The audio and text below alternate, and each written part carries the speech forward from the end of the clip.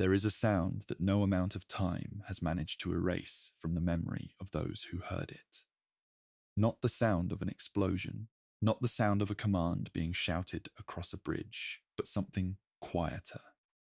The steady, muffled pulse of a diesel engine somewhere beneath the surface of 3 miles of cold Atlantic water. Men in steel tubes, running silent. Men who could hear the turn of propeller blades through their hull before they could see a single ship on the horizon. And somewhere far above them, in the grey light of the North Atlantic, a convoy of merchant sailors. Men carrying flour, oil, ammunition, and tank parts had no idea that dozens of eyes had already found them, and that a radio signal had already gone out. Before this documentary ends, you will understand why Winston Churchill, a man who held his nerve through the entire air campaign over Britain, through the fall of France, through the evacuation at Dunkirk, later wrote that the only thing during the entire war that truly frightened him was not a land invasion, not a Luftwaffe bomber formation, but a submarine, a U-boat, and not just one, a pack of them. He wrote those words after the war was over, after it was won, when he had time to look back and understand what had almost happened out there in the dark water. This is the story of the longest continuous military campaign of the Second World War. It ran from the 3rd of September, 1939, to the 8th of May, 1945. 5 years, 8 months, and 5 days. It involved thousands of ships spread across a theatre, covering millions of square miles of open ocean. And at its centre, its dark, calculating heart, was a system of naval coordination that had never been attempted at this scale in human history. A system of coordinated submarine attack that the Germans called Rudeltaktik, and that the world came to know by a simpler, more instinctive name, the Wolfpack. Stay with this. Let it carry you. Chapter 1. The Ocean as a Problem, Britain, Supply, and the Logic of Strangulation. There is a geographical fact about Britain that shaped the entire course of the Second World War before a single shot was fired. It is an island. This seems obvious stated plainly, but its consequences were profound and unforgiving. Britain required more than 1 million tons of imported material every single week in order to survive as a functioning nation and continue fighting. Food, fuel, machine parts, raw steel, aviation spirit, rubber. None of these things existed in sufficient quantities within the British Isles. Every week that supply line was interrupted was a week the war machine slowed down. A week more civilians went hungry. A week the factories produced less. The sea was not just the battlefield, it was the lifeline. This dependency had deep roots. Since the Industrial Revolution, Britain had structured its entire economy around the assumption that the sea lanes of the world were open. The British merchant fleet in 1939 was one of the largest on Earth, and it formed the circulatory system of a nation that had offshored much of its food production and nearly all of its raw material extraction to the wider empire and to trading partners across the Atlantic. When war came, this became not just an economic fact, but a strategic vulnerability of the First Order. Any power that could disrupt those sea lanes at scale could theoretically bring Britain to its knees without ever landing a soldier on its shores. The logic of strangulation by blockade was not new. Britain had used variations of it against Napoleon, and Germany had attempted it with submarines in the First World War. But the scale and sophistication of what was coming in 1939 was something no one had fully prepared for. What is often underappreciated in popular accounts of the Second World War is how early this vulnerability was understood by German strategic planners and by one German naval officer in particular. Karl Dönitz, born on the 16th of September, 1891, in Grunau near Berlin, had arrived at his understanding of submarine warfare not through abstract strategy papers, but through hard personal experience. In 1918, commanding the submarine UB-68 in the Mediterranean near Malta, he had attacked a convoy, managed to sink one ship, and then watched helplessly as the rest of the convoy outpaced him. His boat was too slow. He was alone. One submarine against an organized convoy was an exercise in futility. The convoy simply scattered, and his window of opportunity closed. He was captured by the British shortly afterward, spending the remainder of the First World War as a prisoner. And in the long, quiet hours of captivity, he began thinking about what it would have taken to make that convoy attack succeed. The answer he arrived at was deceptively simple: numbers, coordination, and timing. One submarine was limited. Its speed on the surface was modest. Its underwater speed was slower, and once spotted, it had to dive and was effectively blind. But what if there were many submarines, spread across a wide patrol line, each one capable of radioing its position, and the convoys heading to a central command, which could then direct other boats to converge? What if the attack happened at night, from the surface, where ASDIC, the British underwater detection system, could not find a submarine because ASDIC only functioned effectively against submerged targets? The geometry of this was elegant. The convoy could not outrun a coordinated trap from multiple directions. The escort vessels, which depended on ASDIC, would be searching underwater, while the attacking boats moved on the surface, invisible in the darkness. This was the seed of the Rudel tactic. What makes this chapter of the history genuinely interesting to a historian is the gap between Dönitz's vision and the institutional support he received.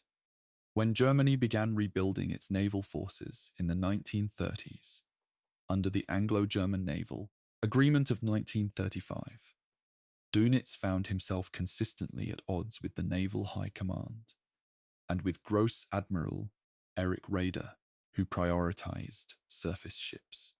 The Z Plan, Germany's ambitious naval rearmament program, allocated only a minority of the planned 239 submarines to medium-range Type VIIs, the exact vessel Dönitz believed was the backbone of any serious Atlantic campaign.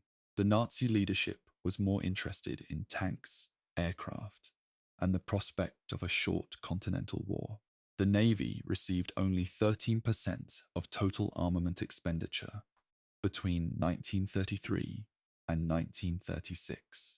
Dönitz published his ideas about coordinated night attacks by submarine groups in January of 1939 in a pamphlet called Die U, Bootwaffe, and it apparently went entirely unnoticed by British intelligence. By September of 1939, when Germany invaded Poland and Britain declared war, Dönitz had 57 U-boats total. Of those, only 27 were capable of reaching the Atlantic Ocean from their German North Sea bases. His vision of 300 submarines conducting a coordinated tonnage war against British shipping was still entirely theoretical. The ocean was about to become a testing ground, and the first phase of the battle would reveal just how far the theory was from reality. Britain had problems of its own. Too few convoy escorts, overconfidence in the ASDIC system, and an admiralty that had spent the interwar years convincing itself that the submarine threat had been effectively solved. Two nations, each entering the same ocean with underestimated problems and overconfident assumptions, were about to begin the longest campaign of the entire war. The Atlantic in September of 1939 was a space of almost incomprehensible scale. The ocean covers over 100 million square kilometers. Finding a single convoy in that space, particularly if the convoy was being routed to avoid known submarine patrol areas, was genuinely difficult. The fundamental challenge for Dönitz was not building submarines, not training crews, not developing tactics. It was communication. The wolf pack only worked if a submarine that found a convoy could tell other submarines where that convoy was and what course it was following. This required reliable, long-range radio. The technology was barely adequate in the First World War, which was one of the key reasons that coordinated pack attacks had never been successfully deployed at scale before. In the interwar years, Germany had developed ultra-high-frequency radio transmitters, and the Enigma cipher machine was believed to make those communications completely secure. The technology now existed. What remained was the war. A note on sources and historiography before we proceed. The battle you are about to follow through 18 chapters is one of the most extensively documented campaigns in modern military history. The core scholarly works: Clay Blair's 2-volume Hitler's U-Boat War, Jürgen Rower's Critical Convoy Battles of We, Mark Milner's Battle of the Atlantic, and Craig Simmons' World War II at Sea represent decades of archival research across British, German, Canadian, and American records. There are genuine historiographical disputes embedded in this story, particularly around questions of how much German strategic failure was due to Dönitz's own command decisions versus resource constraints imposed from above and around the precise timeline of Allied code-breaking successes. Where those debates are relevant, this documentary will note them. History is not a clean line from cause to effect. It is a series of decisions made by people who could not see what was coming, inside systems that were always partially broken. That is what makes it worth understanding.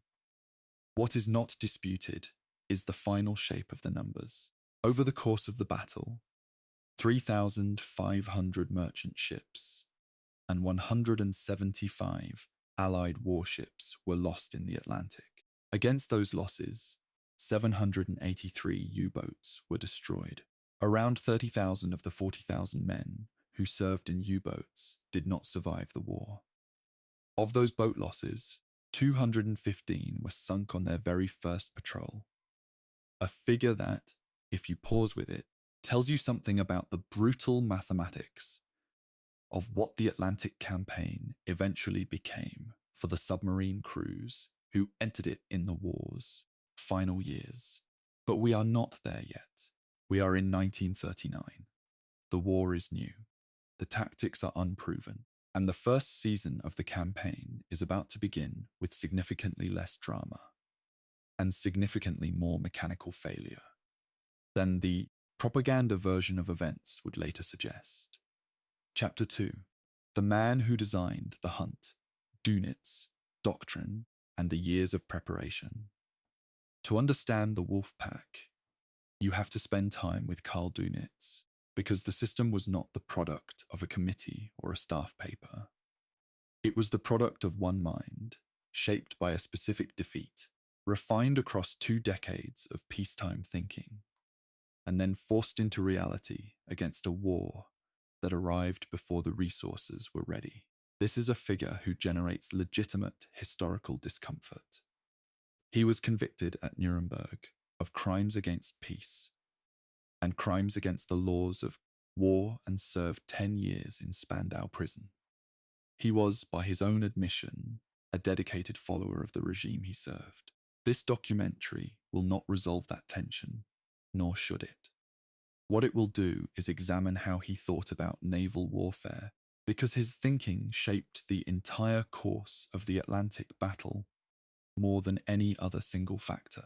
Dönitz was born into a world of engineering and precision. His father Emil was an engineer, and there is something of the engineer's temperament in the way Dönitz approached the problem of naval war, as a system of inputs and outputs, of logistics and geometry, of throughput and break-even points. He entered the Imperial Navy in 1910, served on the light cruiser Breslau in the Mediterranean during the First World War, and transferred to submarines in October of 1916, attending the submariners' school at Flensburg-Merwick. His career in submarines was relatively brief before his capture in 1918, but the experience was formative. He's seen from inside a steel hull what a lone submarine could and could not accomplish against a well-organized convoy. The limit was not courage, it was geometry. In the long interwar period, Dönitz rebuilt his thinking from first principles. He was placed in command of the Weddigen flotilla in 1935.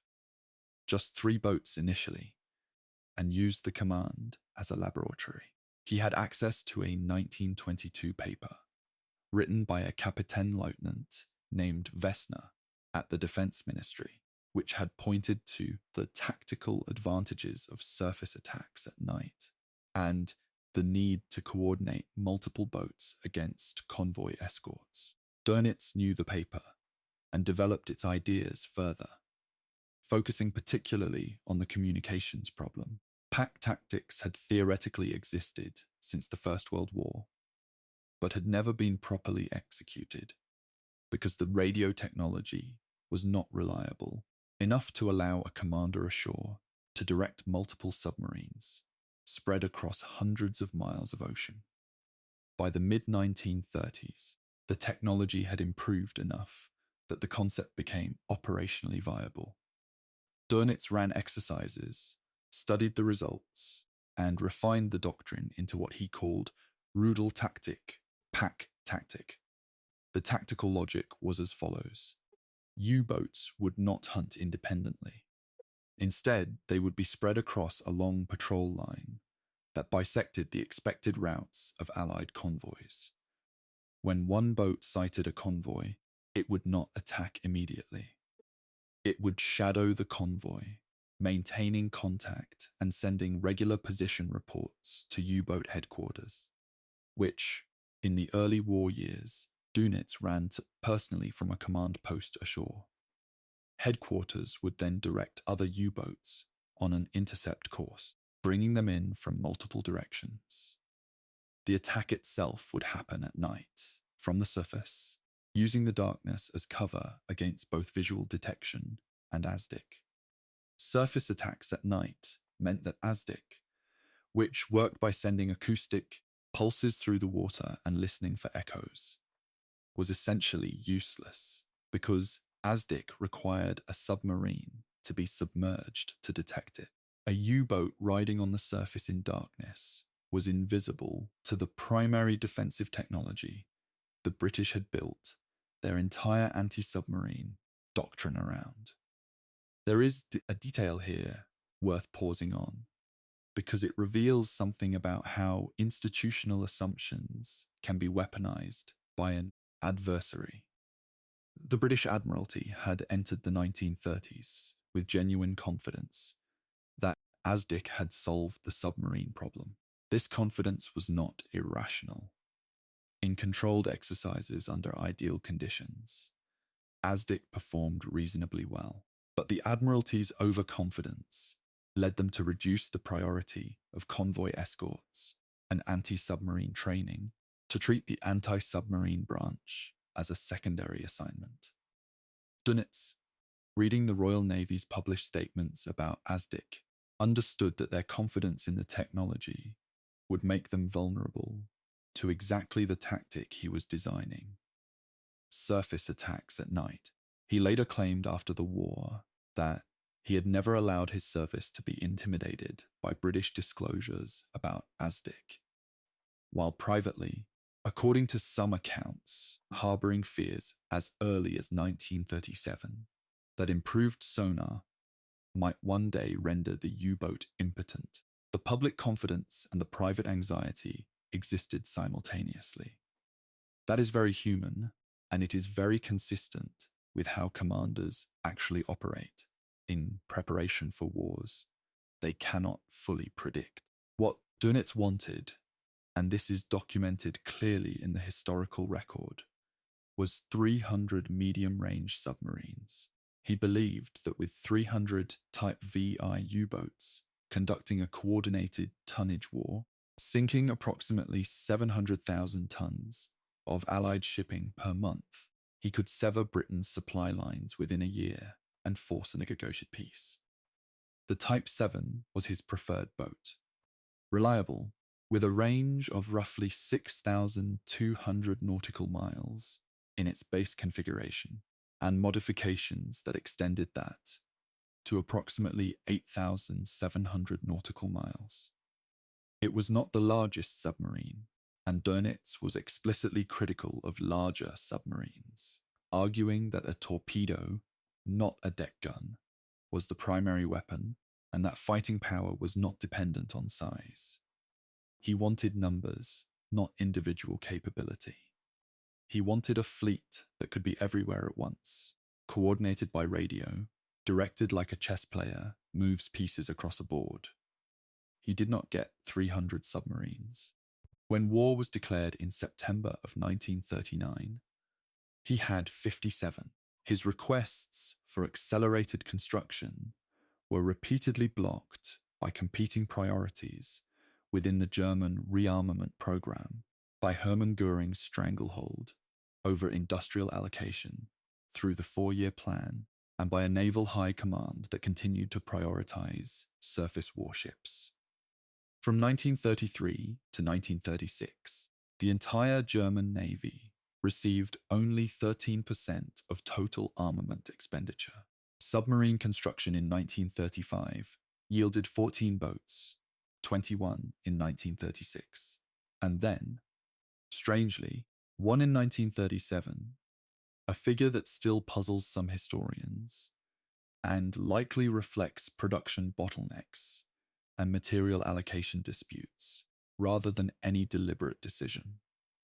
9 were commissioned in 1938, 18 in 1939. The war had begun far ahead of the fleet. Both of Dönitz's sons would die in this war. Peter was killed on the 19th of May, 1943, when U-954 was sunk in the North Atlantic with all hands. Klaus, forbidden from combat after Peter's death, persuaded friends to let him join an E-boat raid on his 24th birthday, the 13th of May, 1944, and was killed when the boat was sunk by a French destroyer. The man who designed the system that sent tens of thousands of young men to their deaths in the Atlantic also sent his own sons into the same war, and lost them both. This does not absolve him of anything, but it is a fact that complicates the clean narrative of a calculating monster operating from a safe distance, and the history is better served by holding that complexity than by flattening it. Dönitz published his ideas on night surface attacks in a January 1939 pamphlet called Die U-Bootwaffe. British intelligence apparently did not notice it. The Royal Navy's confidence in ASDIC continued.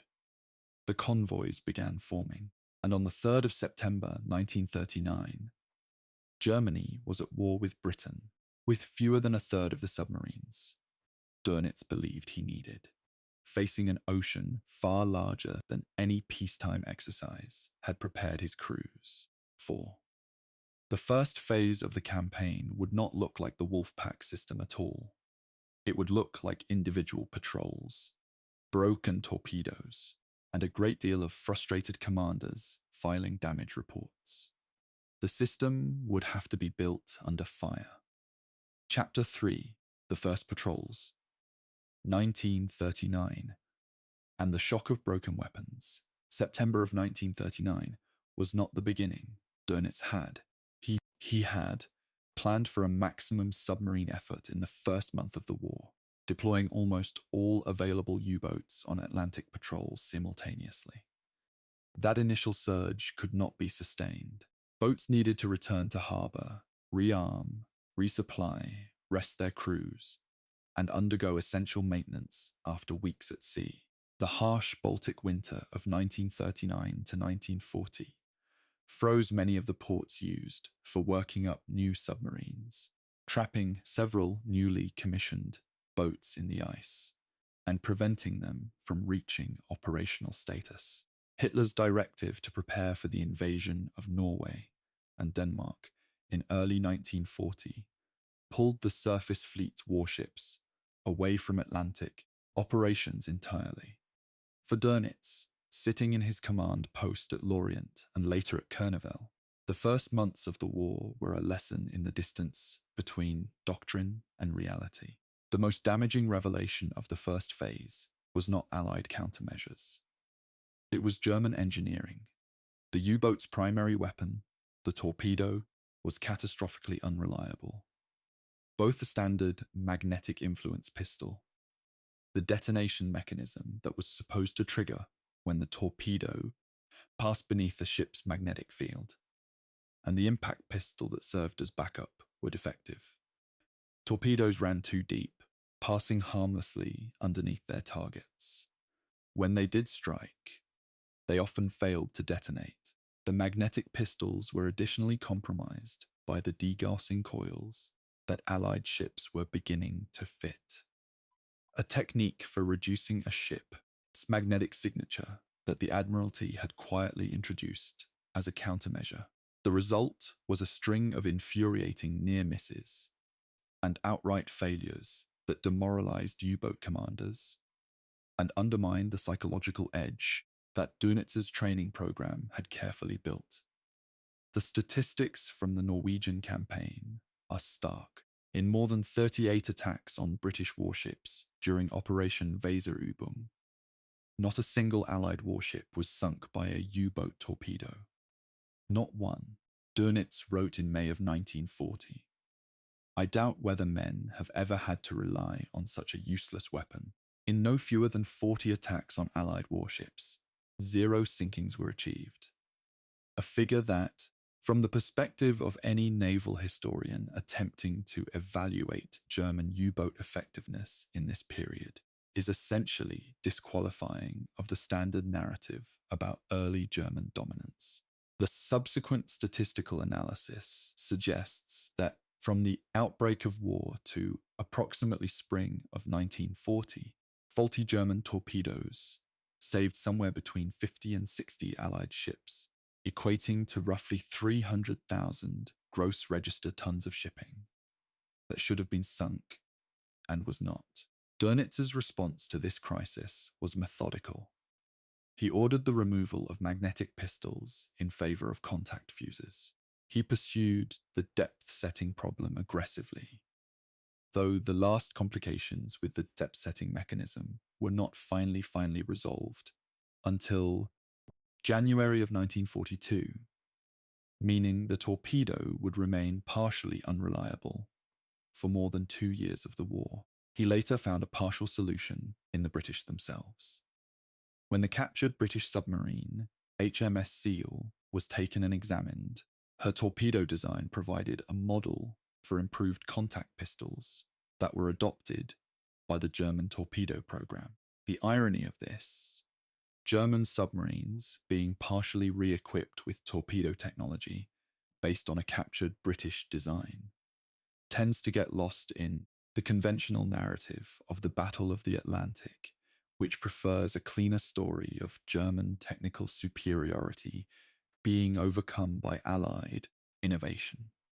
The reality was messier on both sides. Despite the torpedo failures, Dönitz's boats did achieve significant results against unescorted or lightly escorted targets in 1939.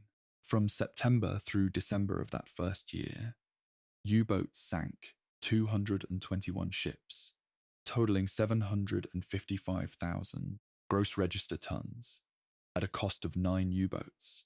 However, only 47 of those merchant ships were sunk in the North Atlantic, the actual strategic theatre where Britain's supply lines ran, representing 249,000 gross register tons. The bulk of the tonnage sunk came from ships operating independently, outside the convoy system, either because convoy organization had not yet extended to cover their routes or was because individual captains had elected to sail independently. This pattern, pack hunting being most effective against unescorted targets and far less effective against properly organized and escorted convoys, would repeat itself throughout the war in various forms. There was one extraordinary success in this first period that deserves its own moment. On the night of the 13th and 14th of October, 1939, UV-47, under Captain Lieutenant Günther Prien, navigated the notoriously difficult tidal channels of Scapa Flow, the main anchorage of the British home fleet in the Orkney Islands, and sank the battleship HMS Royal Oak at anchor. The attack was planned personally by Dönitz, who had obtained detailed intelligence about weaknesses in the anchorage's eastern defences. The operation became a significant propaganda event in Germany, though Prien himself was reportedly unenthusiastic about being presented as a hero for what was, in operational terms, more of a daring special operation than a demonstration of the Wolfpack concept. Historian Stephen Roskill later wrote that full credit must be given to both Dönitz for the meticulous planning and Prien for the nerve with which he executed it. What the sinking of Royal Oak revealed was the potential psychological impact of submarine operations when they were well planned and precisely executed. Not merely the raw tonnage destroyed, but the demonstration that supposedly secure anchorages were vulnerable, that no body of water was unconditionally safe. This psychological dimension of submarine warfare was something Dönitz understood deeply. A fleet that is constantly afraid, that must dedicate significant resources to defending against an attack that might come anywhere from any direction, is a fleet that cannot project power efficiently. The U-boat was not just a weapon against shipping, it was a weapon against confidence, and in 1939, that weapon was still being sharpened. The Wolfpack proper had not yet arrived. Pack operations had been attempted in the autumn of 1939 and largely abandoned due to the torpedo crisis and the difficulties of coordinating boats by radio over the distances involved. The system would have to wait for better circumstances. Those circumstances were about to arrive, not through German initiative alone, but through one of the most dramatic strategic reversals in the history of the war. Chapter 4, The Fall of France and the Gates Open. The Atlantic bases change everything. In June of 1940, the strategic geography of the Atlantic War changed overnight. France fell, and with that fall came something that, in purely operational terms, was more valuable to Dönitz than any number of new submarines. Access to the French Atlantic coast.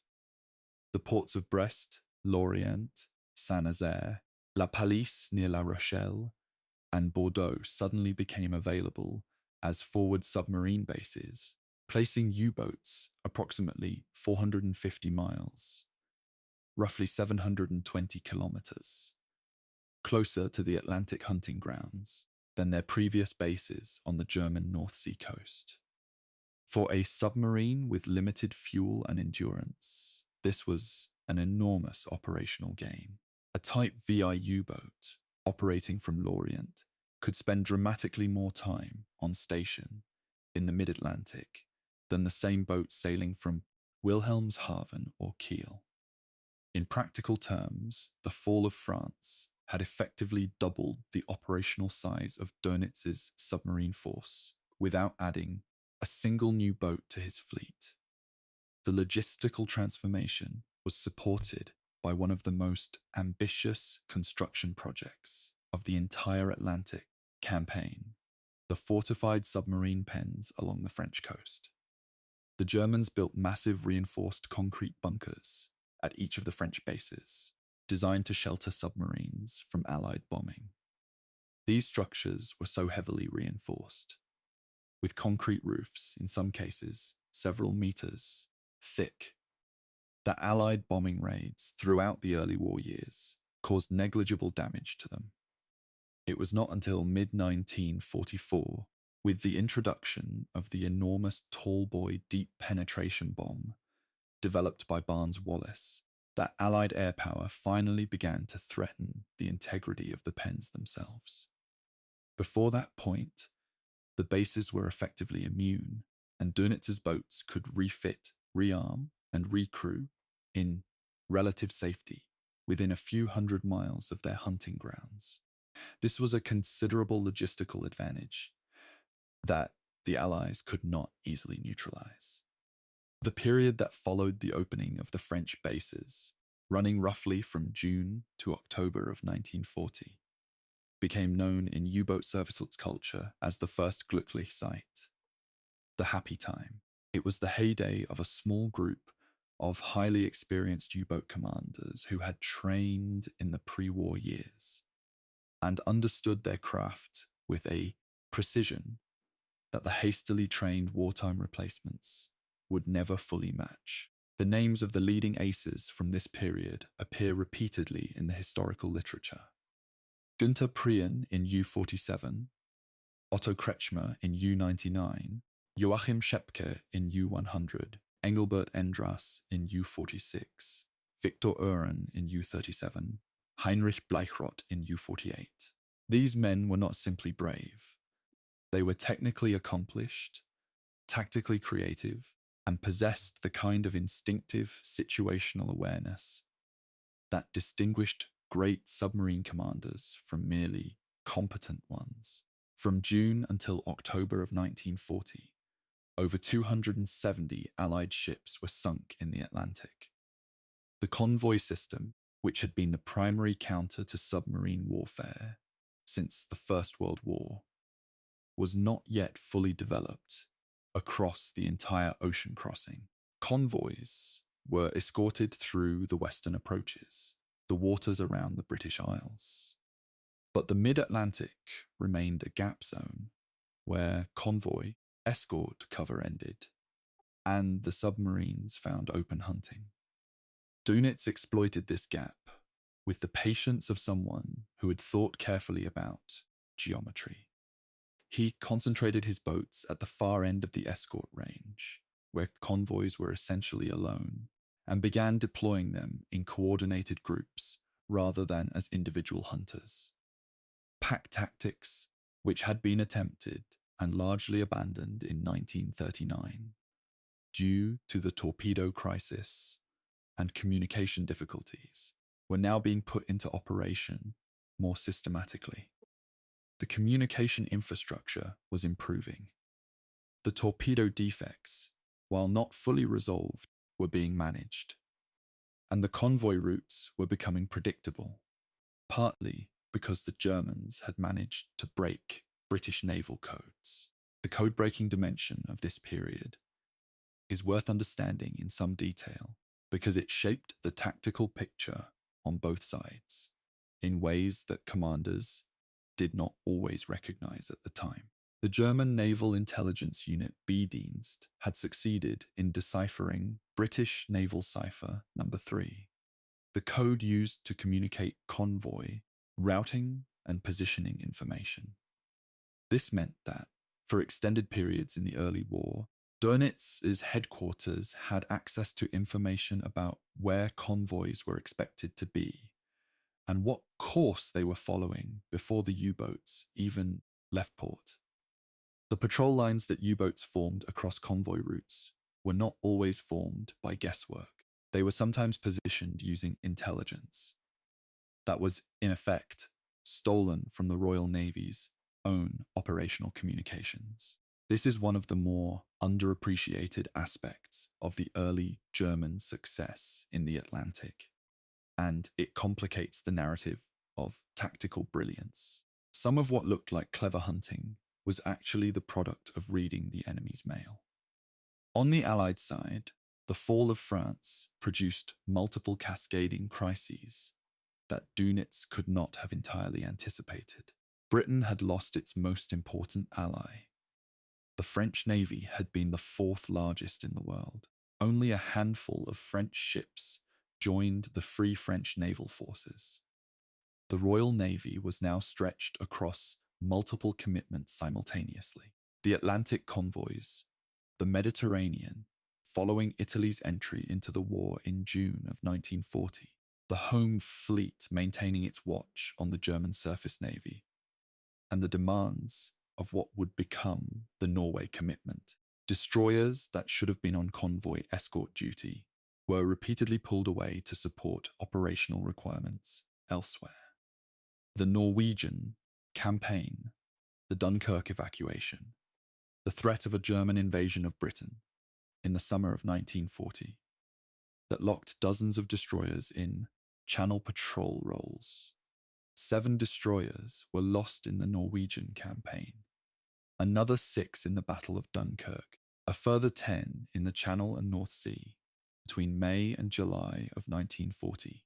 The cumulative effect was a severe shortage of exactly the kind of fast, ASDIC-equipped warships that the convoy system needed.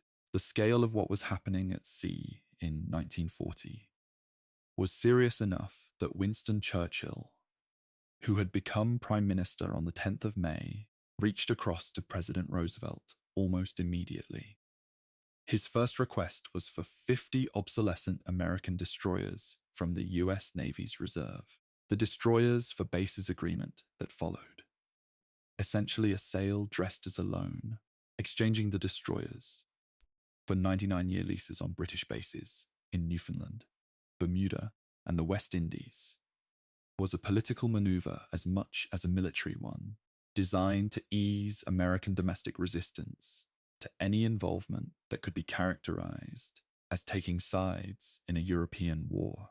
The destroyers were old, needed rearming, and required months to be fitted with ASDIC before they could contribute meaningfully to convoy escort duties. They helped, but the help was slow in arriving. The autumn of 1940 was already darkening by the time they came online, and in that autumn, the Wolfpack was about to demonstrate what it could do to a convoy with too few escorts, in the dark, from the surface. Chapter 5. The First Pack Attacks, Convoy SE-7, and the Doctrine Proved. In late October of 1940, the Wolfpack demonstrated its theory in practice with a clarity that left very little room for debate. The convoy that bore the most direct impact was Slow Convoy 7, SC-7, a formation of merchant ships travelling from Sydney in Nova Scotia toward the United Kingdom at the sluggish pace that loaded cargo vessels maintain in winter Atlantic conditions. The convoy had an escort that, even by the modest standards of 1940, was insufficient. 2 sloops and 2 corvettes, protecting a convoy column of dozens of ships spread across several square miles of open water. The Wolfpack that found SC-7 was not improvised. It had been directed to that area by Dönitz's command post, working from B-Dienst intelligence about the convoy's routing, and had been positioned along a patrol line that the convoy was virtually certain to cross. The escort commanders, facing the attack that followed, had no ASDIC contact on their attackers, because the U-boats came in on the surface at night from multiple directions simultaneously. SC-7 lost 59% of its ships. More than half the convoy was sunk. The historiography of this engagement has focused quite properly on what it revealed about the structural inadequacy of the British anti-submarine posture at that point in the war. The escort vessels were too few, too slow to chase surface submarines, and equipped with a detection system that was functionally irrelevant to the attack method being used against them. ASDIC worked against submerged submarines. The U-boats were not submerging. The corvettes, which formed the bulk of available escort vessels, had a maximum speed that could not catch a surfaced U-boat running at full diesel power on the surface. And a surfaced U-boat that knew it had been spotted could simply increase speed and pull away from an escort corvette in a straightforward stern chase. The geometry was unfavorable to the defense in almost every dimension. The convoy battles of October 1940 did not receive significant public attention in Britain at the time. The Blitz was dominating both the news and the nation's collective emotional attention. But within the Admiralty, the loss figures for that period were viewed with something approaching alarm.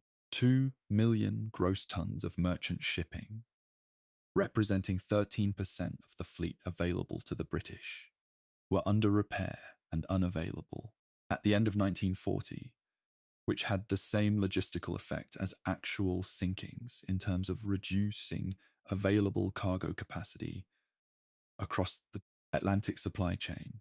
A damaged ship docked for repairs might be out of service for months.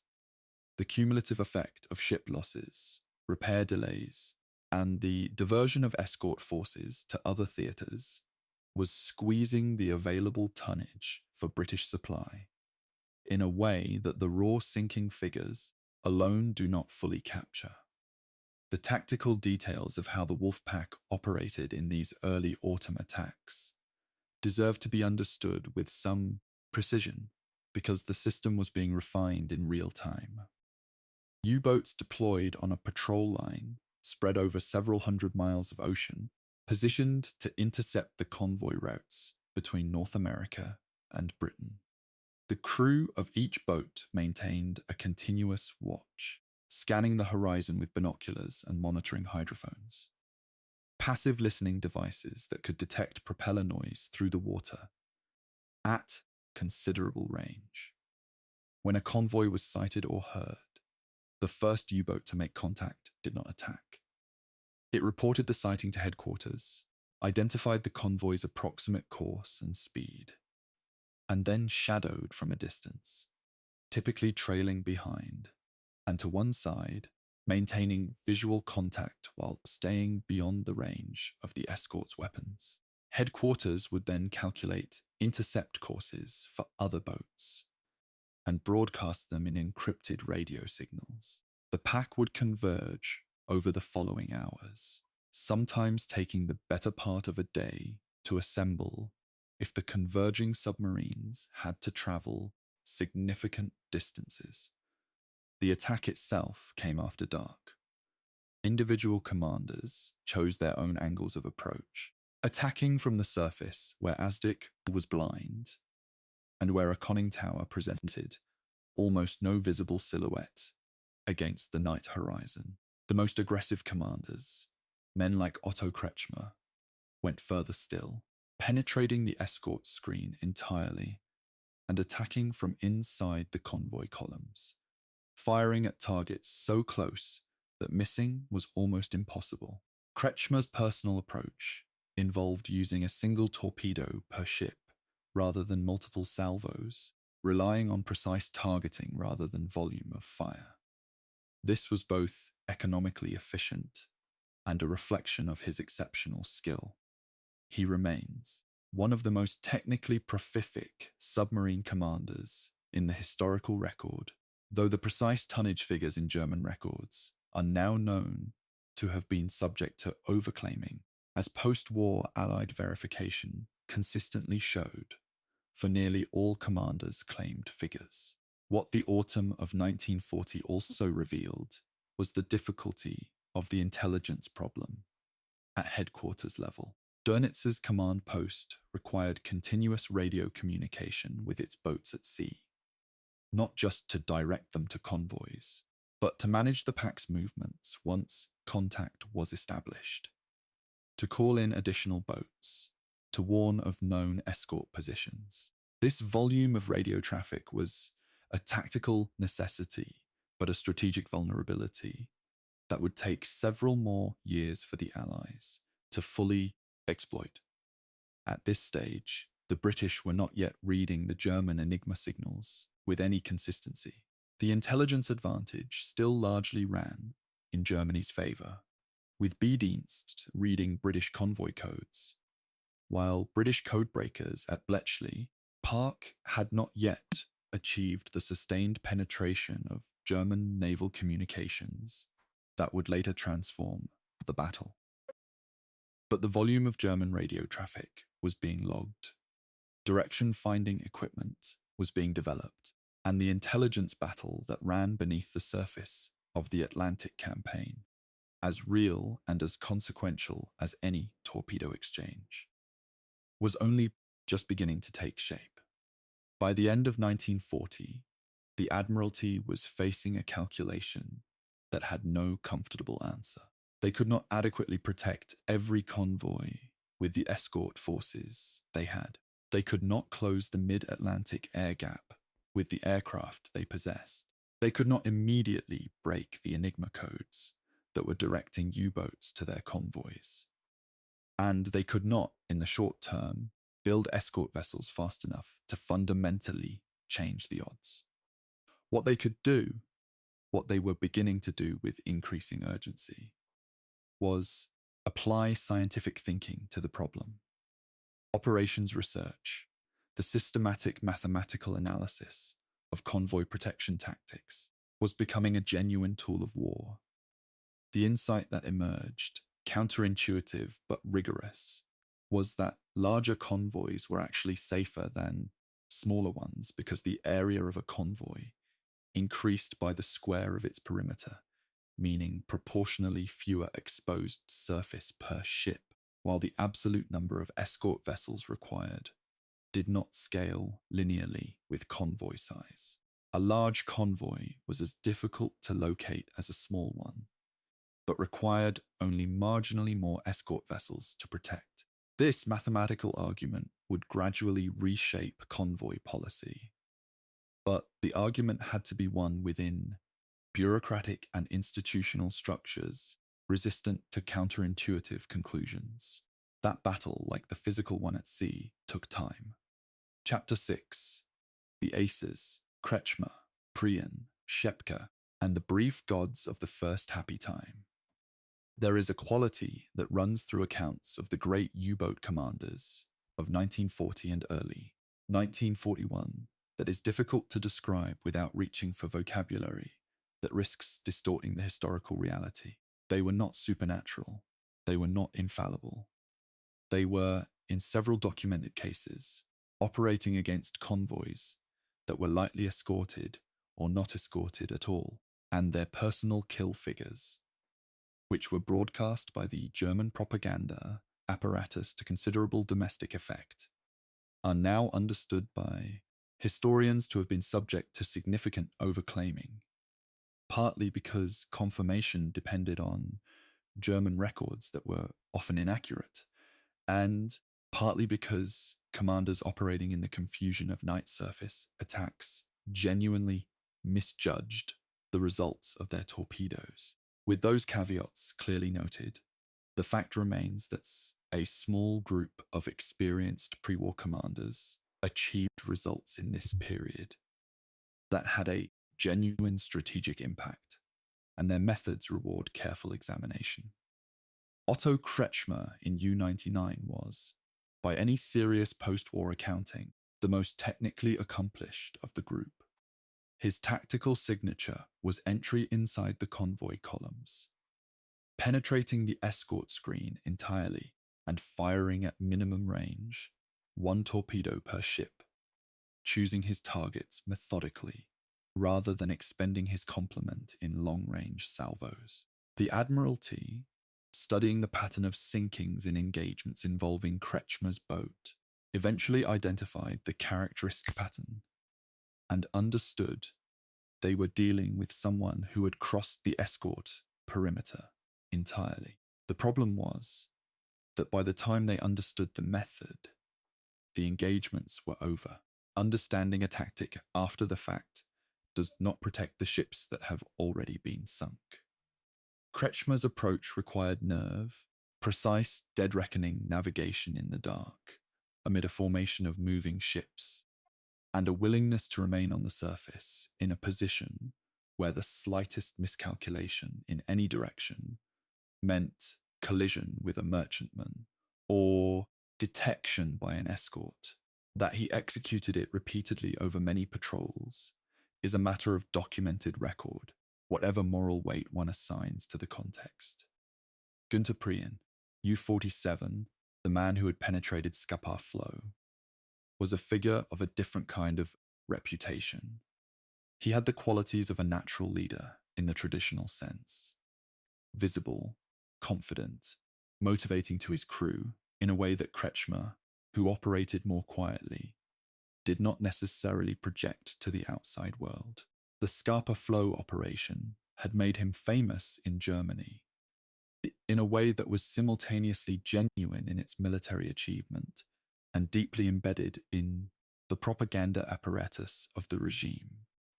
Prien understood the propaganda role he had been placed in, and there is some historical discussion about the degree to which the pressures of that role, the requirement to keep performing, to keep justifying the public image, affected his command decisions as the war continued. He did not survive to address the question. In early March of 1941, U-47 failed to return from patrol. The exact circumstances of her loss are not fully documented in the surviving record, as is the case with many U-boat losses in this period. Joachim Schepke in U-100 was the third of the great pre-war aces, and his fate in March of 1941 forms one of the more precisely documented moments in the entire campaign. In the battle around Convoy HX-112, the newly formed 3rd Escort Group of 4 destroyers and 2 corvettes held off a U-boat attack in the kind of coordinated defensive action that would become standard later in the war, but was still relatively new in practice. U-100 was detected by the primitive radar fitted to the destroyer HMS Vanoc, not ASDIC, but surface radar, a technology that was just beginning to be fitted to escort vessels in workable form. U-100 was rammed and sunk. U-99 was caught and sunk in the same battle, and Kretschmer was captured along with survivors of his crew. Within the space of just a few days, Dönitz had lost Prien, Schepke, and Kretschmer, 3 of the most experienced submarine commanders in the German Navy, each with years of pre-war training and combat experience that could not simply be replaced from the next training class. The loss of these 3 commanders in such rapid succession is one of those moments in the history of the Battle of the Atlantic where the historiographical debate becomes genuinely interesting. The standard interpretation treats it primarily as a tactical victory for the improving Allied anti-submarine forces, and it was, but there is also a structural argument that these 3 men had been deployed too aggressively and too repeatedly without adequate rest, driven partly by the demands of the propaganda apparatus that required their visible success to continue. Some historians argue that the combination of physical and psychological exhaustion operating in winter Atlantic conditions in early 1941 compromised the decision-making of commanders who had been at sea almost continuously for over a year of wartime operations. This is not a provable claim given the available evidence, but it is the kind of analytical friction that separates careful historical assessment from a simple narrative of Allied ingenuity defeating German skill. Dönitz's response to the loss of his aces was characteristically operational rather than reflective. He moved his wolf packs further west, pushing them beyond the range of the current Allied escort coverage in order to intercept convoys before the anti-submarine escorts had joined them at the far end of their coverage zone. This geographic leapfrogging, Dönitz responding to each extension of Allied escort range by moving his patrol lines further out, became one of the recurring structural patterns of the entire campaign. Each time the Allies extended their coverage, the Germans moved to the edge of the new coverage boundary.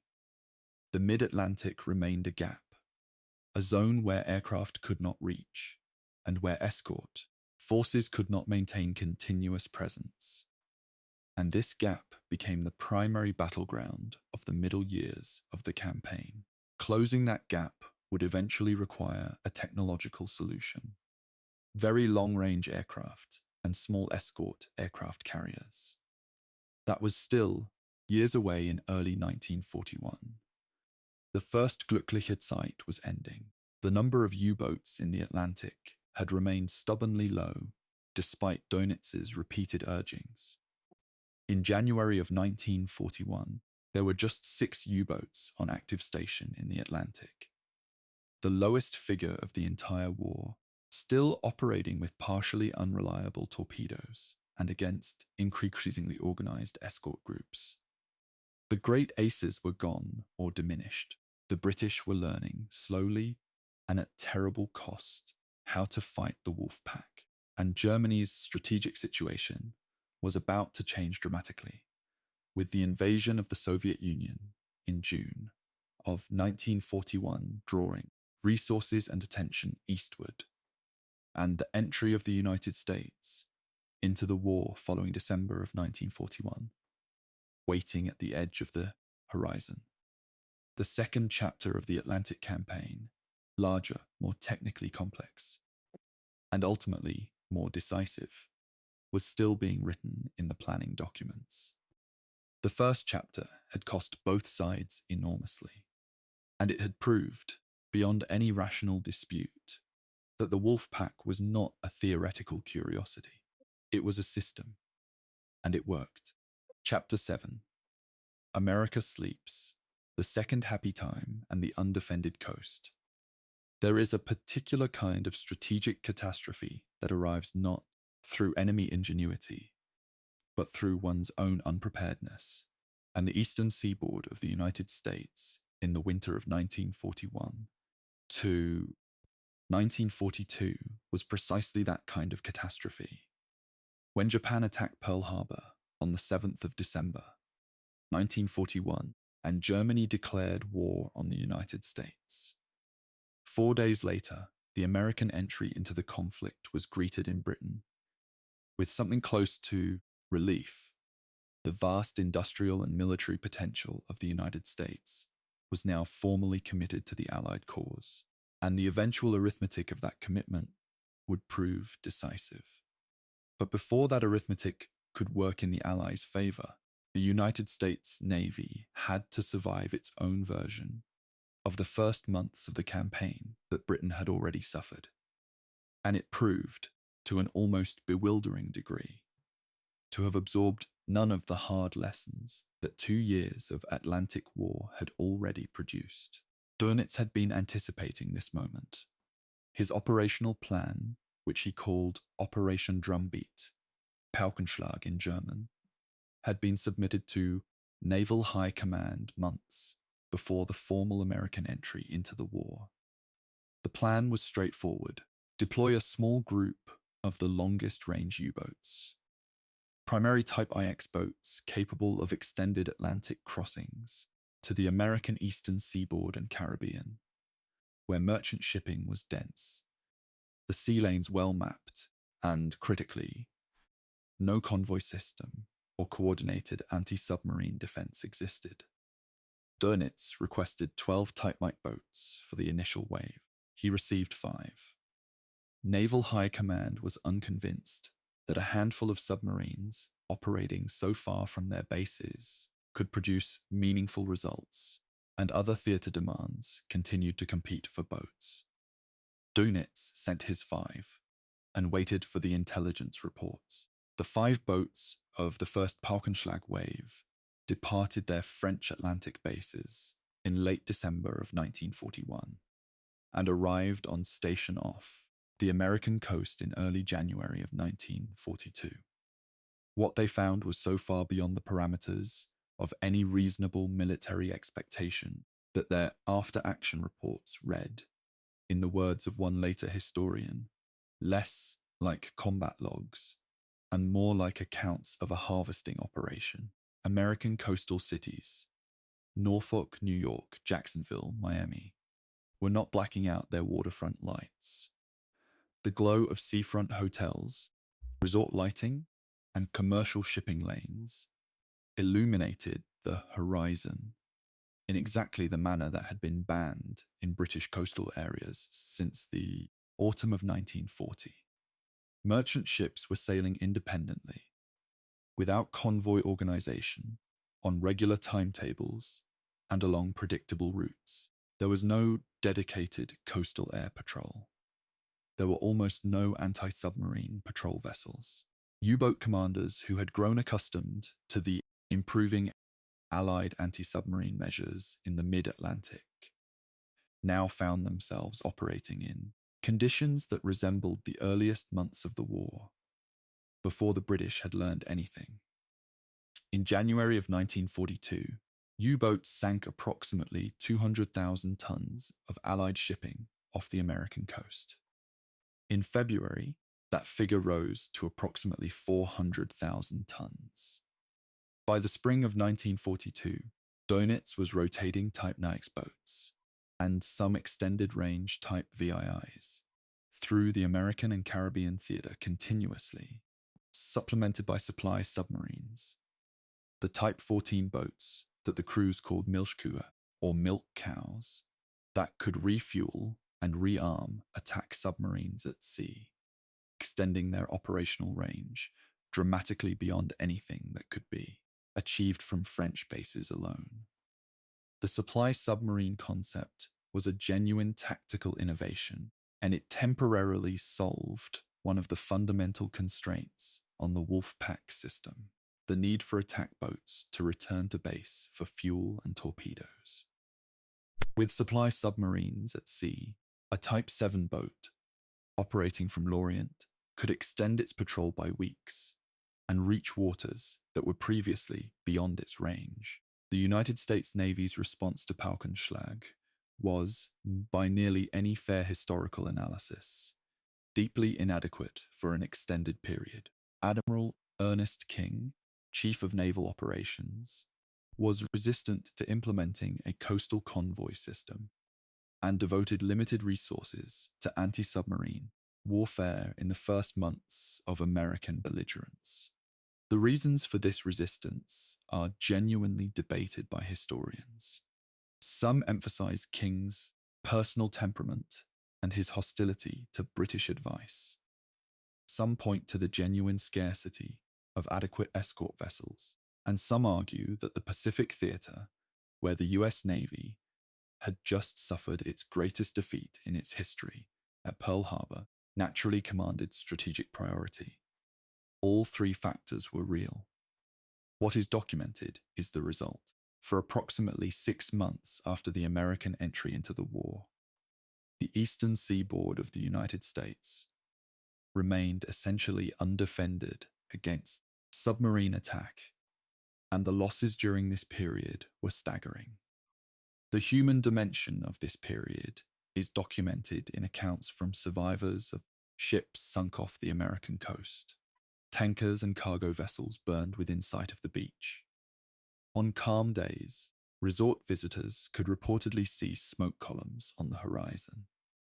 Bodies and life rafts washed ashore on American beaches, the term that U-boat crews used among themselves for this period. The second glückliche Zeit, the second happy time, captures the tactical reality, but imposes a kind of clinical detachment on what was, for the men in the water, a series of catastrophes played out in full view of an apparently indifferent nation. The American public was largely shielded from the scale of these losses by wartime censorship, and the domestic press operated under restrictions that prevented reporting on specific sinkings or their locations. The losses were real. Their concealment was a deliberate wartime policy, with understandable strategic justifications, but the gap between the censored public narrative and the actual situation at sea was considerable. By the summer of 1942, the United States had finally implemented an interlocking convoy system along its eastern seaboard, and the Caribbean convoy routes were gradually being extended and organized. The losses off the American coast dropped sharply within weeks of the convoy system being introduced, a result that was entirely predictable to anyone who had read the British experience of the previous 2 years. The period between December of 1941 and approximately August of 1942 cost the Allied cause roughly over 3 million gross tons of shipping, an enormous strategic price paid for institutional unpreparedness, and a failure to apply lessons that were readily available. It is one of the more frustrating chapters of the Atlantic campaign, precisely because so much of it was avoidable. What the American Polkenschlag period also revealed was a supply problem that would increasingly constrain the Wolfpack's effectiveness as the war continued.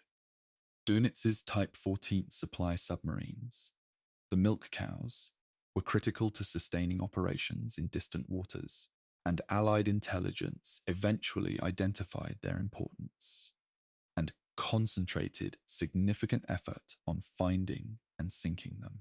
The loss of a single supply submarine could strand multiple attack boats at sea without fuel or torpedoes, and the hunting of the milk cows became a priority for Allied aircraft and surface patrols from mid-1942 onward. Of the 10 Type 14 supply submarines built during the war, not one survived to the end of the conflict.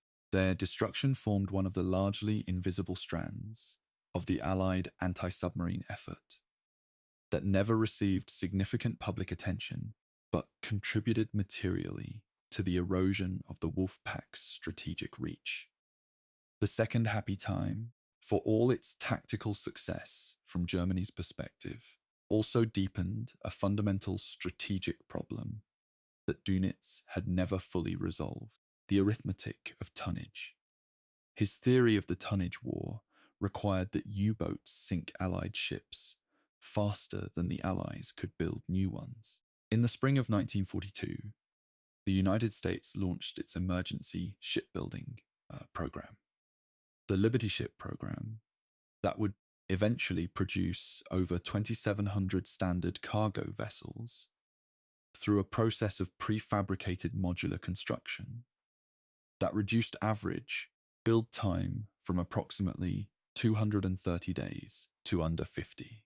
A ship that could be built in less than 50 days could absorb a great deal of torpedo damage at the far end of the production line and still contribute net positive tonnage to the Allied supply chain. The arithmetic of the war was beginning to shift in a direction that no tactical success by U-boats could indefinitely postpone. But that arithmetic had not yet resolved itself into strategic reality. 1942 remained, in the Atlantic, a year of genuine German ascendancy, and the worst was still to come. Chapter 8, The Tonnage War, 1942, and the Mathematics of Strangulation. 1942 was the worst year of the Battle of the Atlantic for the Allied cause. The raw numbers, verified by post-war analysis from both British and German records, place the scale of the crisis in terms that are difficult to absorb without pausing. Over the course of that year, Allied and neutral shipping losses across all theatres totaled approximately 7,800,000 gross register tons, of which approximately 5,400,000 tons were directly attributable to U-boat action. In the Atlantic itself, more than 1,000 Allied and neutral ships were lost.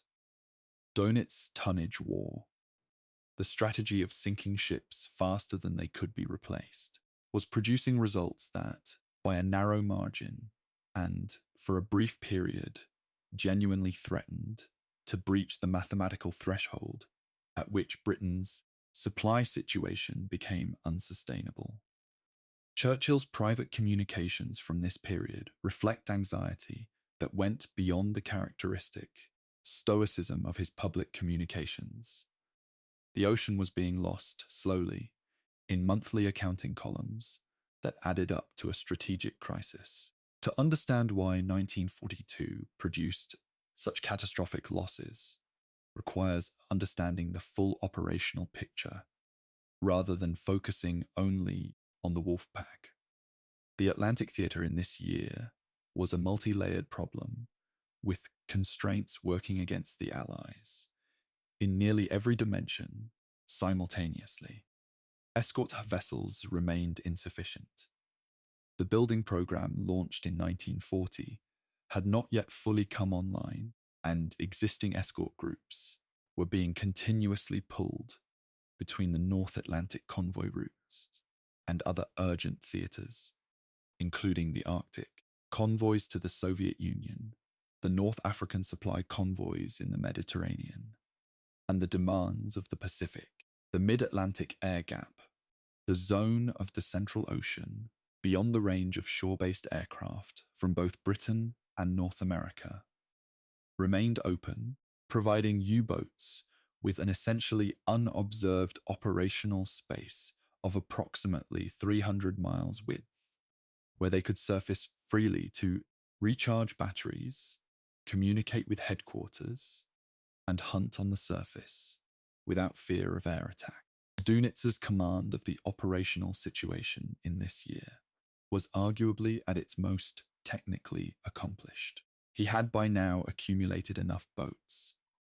New construction was finally beginning to deliver in meaningful numbers, with over 230 U-boats commissioned in the 1941 to 1942 period. To maintain a sustained presence across multiple patrol lines simultaneously, the method had become regularized. Boats in port, boats transiting to and from their patrol areas, and boats actively on station formed a three-stage operational pipeline that Dönitz managed with considerable sophistication from his shore headquarters. When boats on a patrol line found a convoy, the command post would calculate the intercept geometry, query which other boats were within range, and broadcast convoy position updates in the encrypted Enigma signals that were, at this point in the war, still believed to be completely secure. The system was working as designed. The problem, from Dönitz's perspective, was that he still did not have enough boats to make it completely decisive. The convoy battles of this year had a grinding quality quite different from the dramatic one-night massacres of the first happy time. Convoys were now better organized.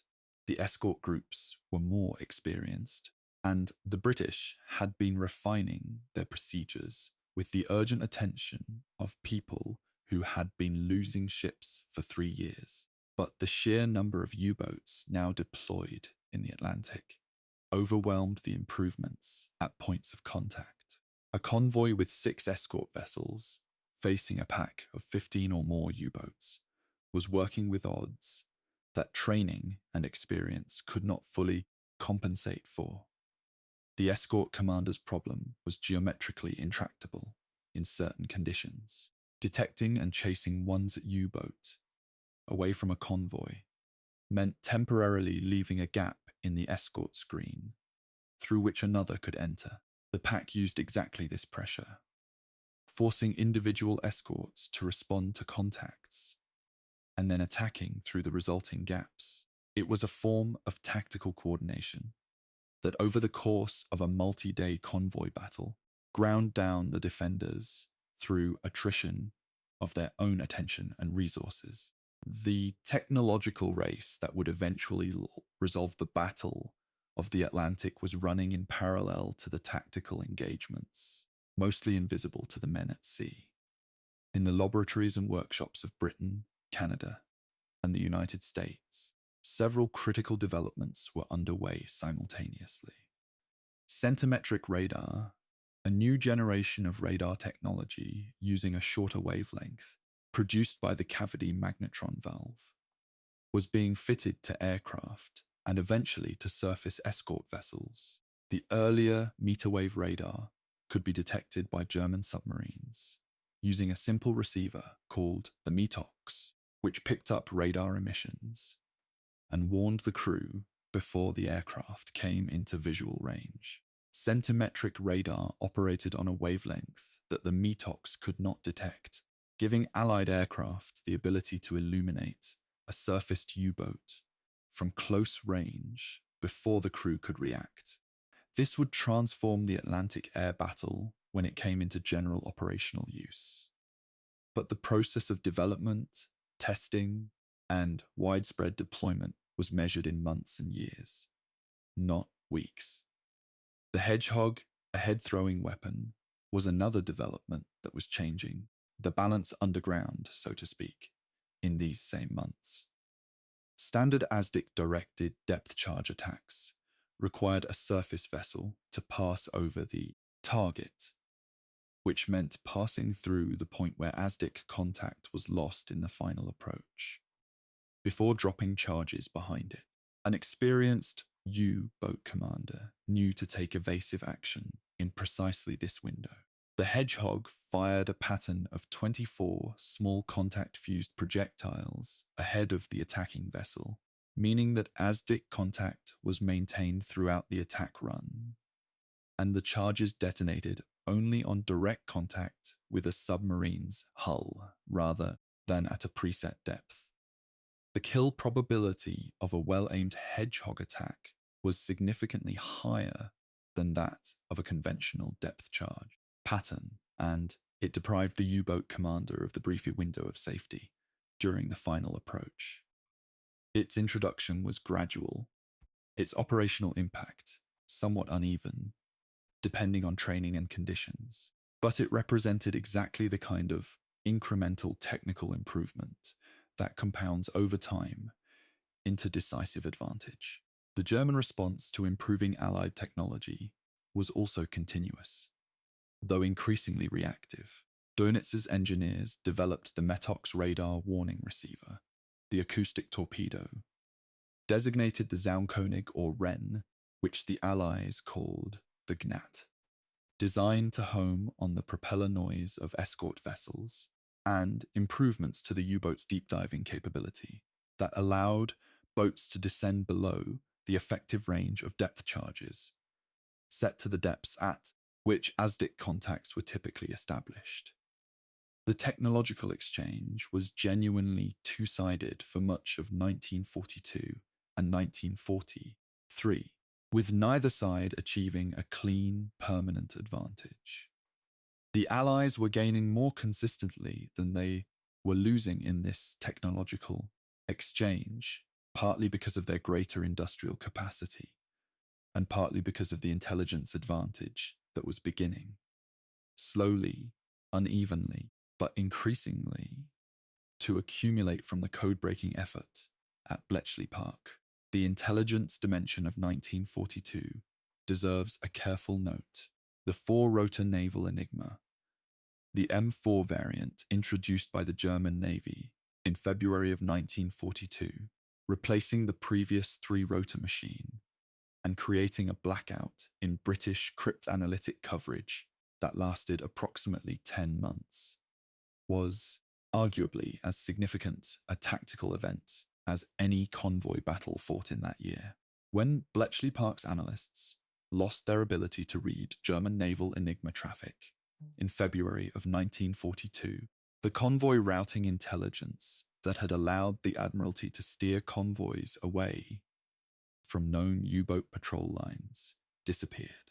The operational research teams at the Admiralty's submarine tracking room, staffed by gifted analysts including Roger Wynne, had to revert to traffic analysis and dead reckoning. The timing was catastrophic, coinciding with the American entry into the war and the beginning of Paukenschlag. The loss of ultra-intelligence in that 10-month blackout period is estimated by some historians to have contributed significantly to the convoy losses of mid-19 T-42, though the precise counterfactual is by its nature impossible to establish with certainty. By the autumn of 1942, several converging factors were beginning to alter the basic shape of the campaign. The American shipbuilding program was starting to produce Liberty ships in genuinely impressive numbers. By October, more than 100 had been delivered. The escort carrier, a converted merchant hull carrying a small number of aircraft, was beginning to appear in convoy screens, providing the first organic air cover for mid-Atlantic convoys that had previously had to rely entirely on surface escorts. Very long-range B-20 Liberator aircraft were being deployed in increasing numbers to cover routes from Iceland and Newfoundland, though the mid-Atlantic gap remained partially open until the spring of 1943. The Wolf Pack was still finding convoys, still pressing attacks, still sinking ships.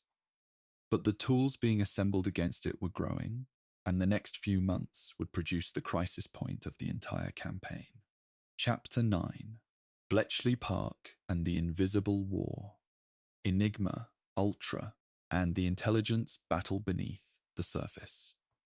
Before we can understand the turning point of the Battle of the Atlantic, we need to spend time in a world that most of the men fighting at sea knew nothing about. While U-boat commanders plotted intercept courses from encrypted radio signals, and while convoy escorts burned through fuel oil, searching for contacts their ASDIC could not find, a parallel war was being fought in the English countryside, in a rambling Victorian estate in Buckinghamshire called Bletchley Park.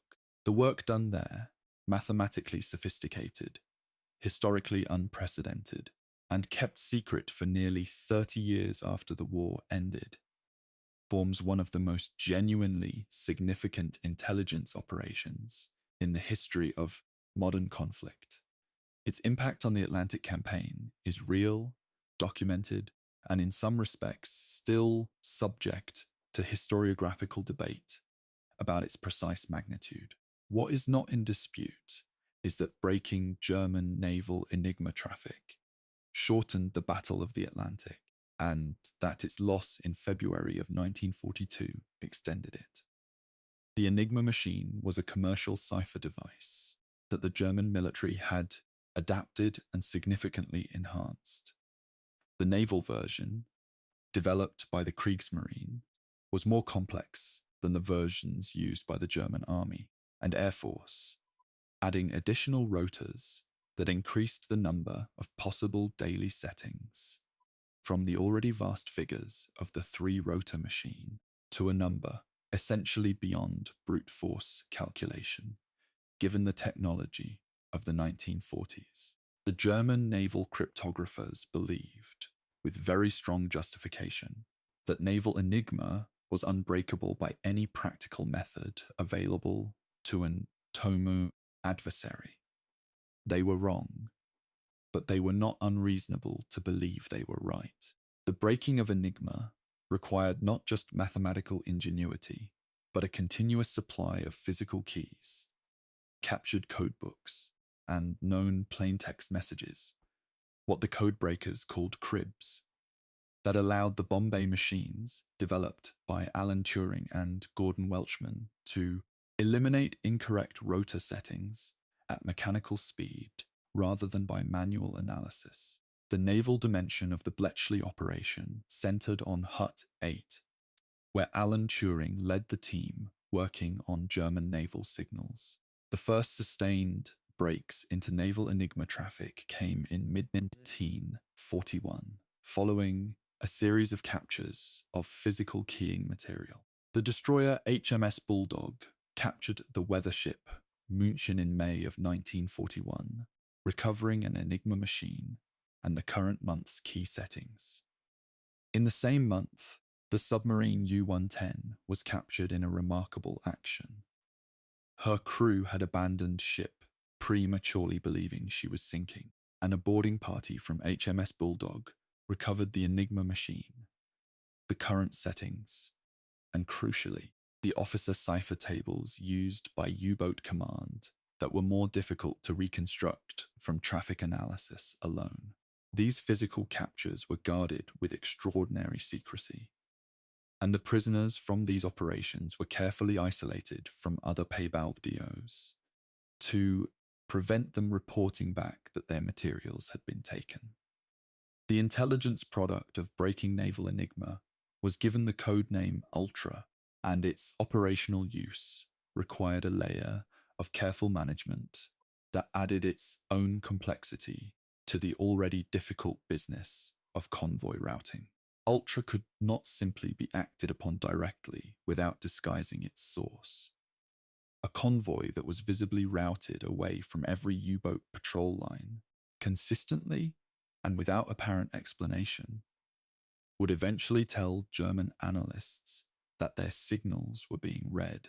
The management of this cover problem was handled at the Admiralty's Operational Intelligence Center by the Submarine Tracking Room, which presented its routing recommendations as products of aerial reconnaissance, prisoner interrogation, and traffic analysis, rather than directly attributing them to signal intelligence. The convoy routing authorities would alter convoy courses using ultra-derived information framed as the product of other intelligence sources. It was a management problem as complex in its own way as the breaking of the codes. When the German Navy introduced the four-rotor M4 Enigma in February of 1942, the blackout was essentially complete. Bletchley Park could not read a single German naval signal for approximately 10 months. The routing advantage disappeared. The submarine tracking room reverted to probabilistic analysis.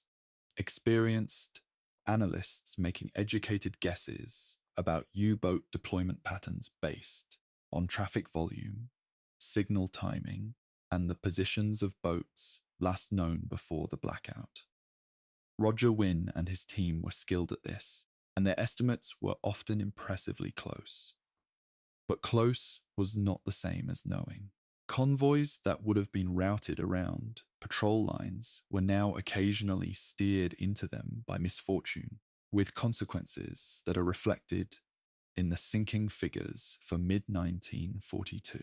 The break into M4 Enigma came in December of 1942, following the capture of documents from U-559 in the Eastern Mediterranean in late October.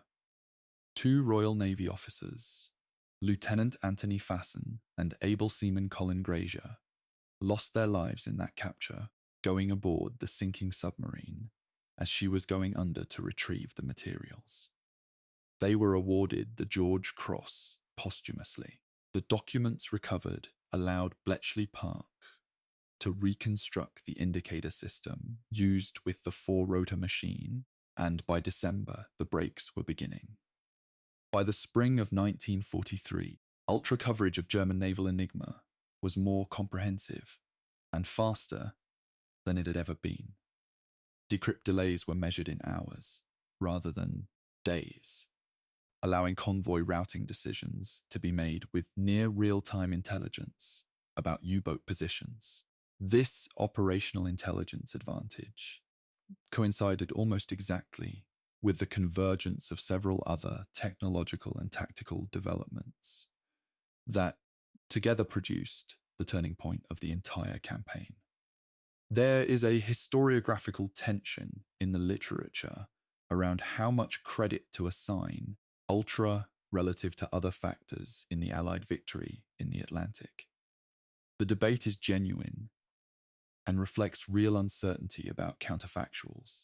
Jürgen Rohr, whose convoy-by-convoy analysis in Critical Convoy Battles of Vawi represents the most meticulous statistical treatment of the evidence, argued that the routing intelligence from Ultra was the single most important factor in reducing convoy losses in the critical period of 1942 to 1943. Other historians, including Mark Milner, place greater emphasis on the maturation of Allied escort tactics and the improvement in training and equipment for the escort groups. The honest answer is that these factors were not independent. They reinforced each other, and that the contribution of Ultra was substantial, but would have been less decisive without the simultaneous improvements in the physical capability to act on the intelligence. An intelligence advantage that tells you where the U-boats are is only useful if you have escort vessels capable of either avoiding them or sinking them. By the spring of 1943, both elements were coming together. The German side of the intelligence war was also active, and not without partial success. B-Dienst, the German Naval Intelligence Decryption Service, had been reading British Naval Cipher Number 3, the code used for convoy routing communications, since before the war. The breaks were not continuous, and the percentage of messages read varied, but for extended periods. German naval intelligence had access to British convoy routing information that partly explained how Wolfpack patrol lines were positioned so effectively. The British did not conclusively identify the Naval Cipher Number 3 compromise until mid-1943, when they replaced it with a new system. For years, therefore, both sides were reading elements of the other's communications, a fact that introduces a layer of analytical complexity into any attempt to draw clean causal lines between signals intelligence and specific tactical outcomes. The intelligence war in the Atlantic was genuinely bilateral, and the Allied ultimate advantage in it was not inevitable. It was earned through greater resources, faster analytical processes, and better management of the operational security requirements around the intelligence product. What this chapter of the campaign ultimately reveals is how the Battle of the Atlantic was always two wars simultaneously: the physical war of ships, torpedoes, depth charges, and weather, and the invisible war of mathematics, codes, and information, a war fought without weapons, by people who never went to sea, whose contribution was as decisive as any convoy battle, but whose names were not known until decades after the fighting ended. The men at sea, on both sides, fought with a courage and endurance that is fully documented in the historical record. The men and women at Bletchley Park fought a different kind of battle, with their own demands and their own costs, and the record of their contribution was sealed for 30 years by the Official Secrets Act. When the full picture finally became available to historians in the 1970s, it required a substantial rewriting of the history that had been told until then. A reminder that the documentary record of any major conflict is always partial, always shaped by what was allowed to be disclosed, and always subject to revision when the classified material finally surfaces. Chapter 10: The Escort Groups, Training, Discipline, and the Men Who Held the Line. The Wolfpack was a system, and systems are ultimately defeated by better systems. The evolution of the Allied convoy escort forces from 1941 to 1940 represents one of the more carefully studied examples of institutional learning under combat conditions in the history of naval warfare. It was not a smooth or linear process. It involved genuine disagreements about tactics and priorities, institutional friction between the British and Canadian navies, disputes about escort group allocation and training time, and the relentless pressure of a war that was always more urgent than the time required to properly prepare for it. What emerged from this process was a layered, increasingly sophisticated anti-submarine capability that, by the spring of 1943, had become genuinely capable of taking the battle to the Wolfpack, rather than simply enduring it. The fundamental tactical challenge for a convoy escort commander was one of resource allocation under uncertainty. A convoy column spread across several miles of ocean, with ships sailing in carefully maintained rows, separated by prescribed intervals, presented a perimeter that no available number of escorts could continuously patrol in all directions simultaneously. The escort commander's decisions, how many vessels to maintain in close screen, how many to deploy ahead, to sweep for approaching U-boats, when to detach an escort to pursue a contact, and when to hold position in the screen, were made in conditions of incomplete information, often in darkness, frequently in heavy weather, always under the awareness that a wrong decision could cost not just one ship, but several. The mathematical analysis of convoy protection, the operations research approach that had been developed by scientist Patrick Blackett and his colleagues, provided a framework for optimal decision-making. But real convoys did not present themselves as clean mathematical problems. The establishment of permanent escort groups, assigned formations of ships that trained together, exercised together, and operated together under a consistent commander, was one of the single most important organizational decisions of the Allied anti-submarine campaign.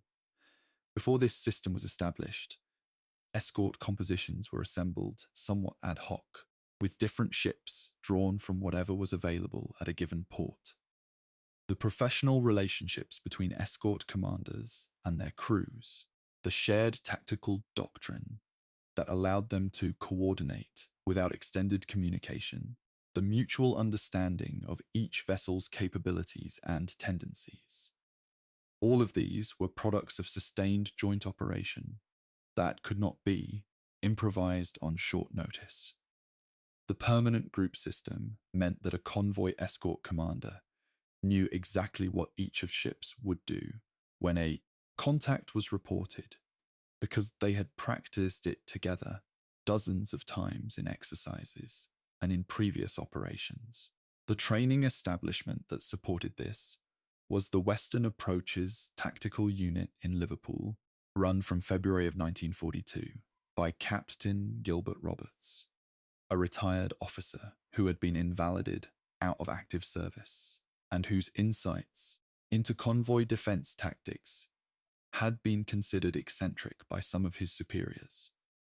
Before the realities of the campaign validated them comprehensively, Roberts developed a series of floor exercises, large-scale tactical games played out on a gridded floor using model ships, with operational research staff analyzing outcomes and refining doctrine in real time, that allowed escort commanders to work through dozens of tactical scenarios in the space of days that would have taken years to encounter in actual operations. Escort commanders who attended the school returned to their groups with a shared vocabulary of tactical responses, a common framework for coordinating multi-vessel reactions to pack attacks, and a clearer understanding of the geometry of convoy defense than many had previously possessed.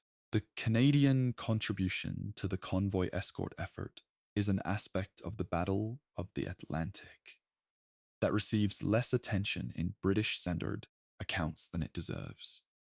The Royal Canadian Navy in September of 1939 consisted of 6 destroyers and 5 minesweepers.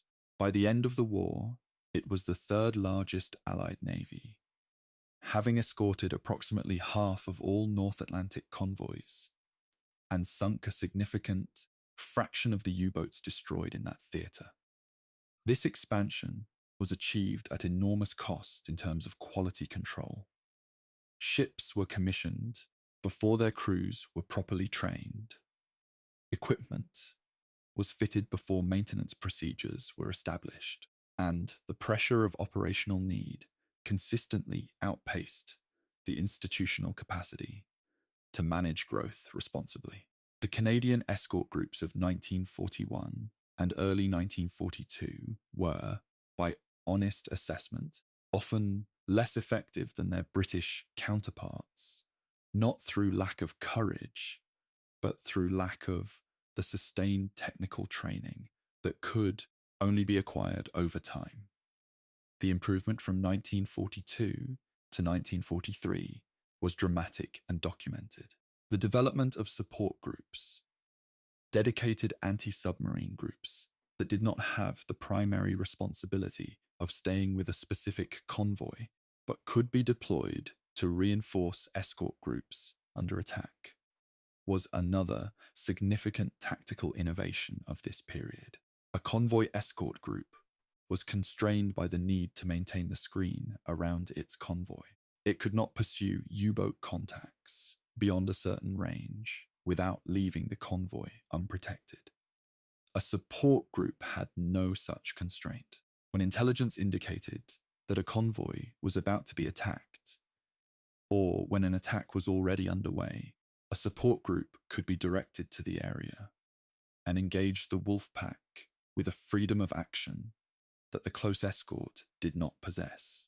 The support groups were the offensive expression of the Allied anti-submarine effort, not merely defending convoys, but actively hunting the hunters. Their availability depended on having sufficient escort vessels to spare from direct convoy protection, and their employment became possible only as escort construction finally reached adequate numbers.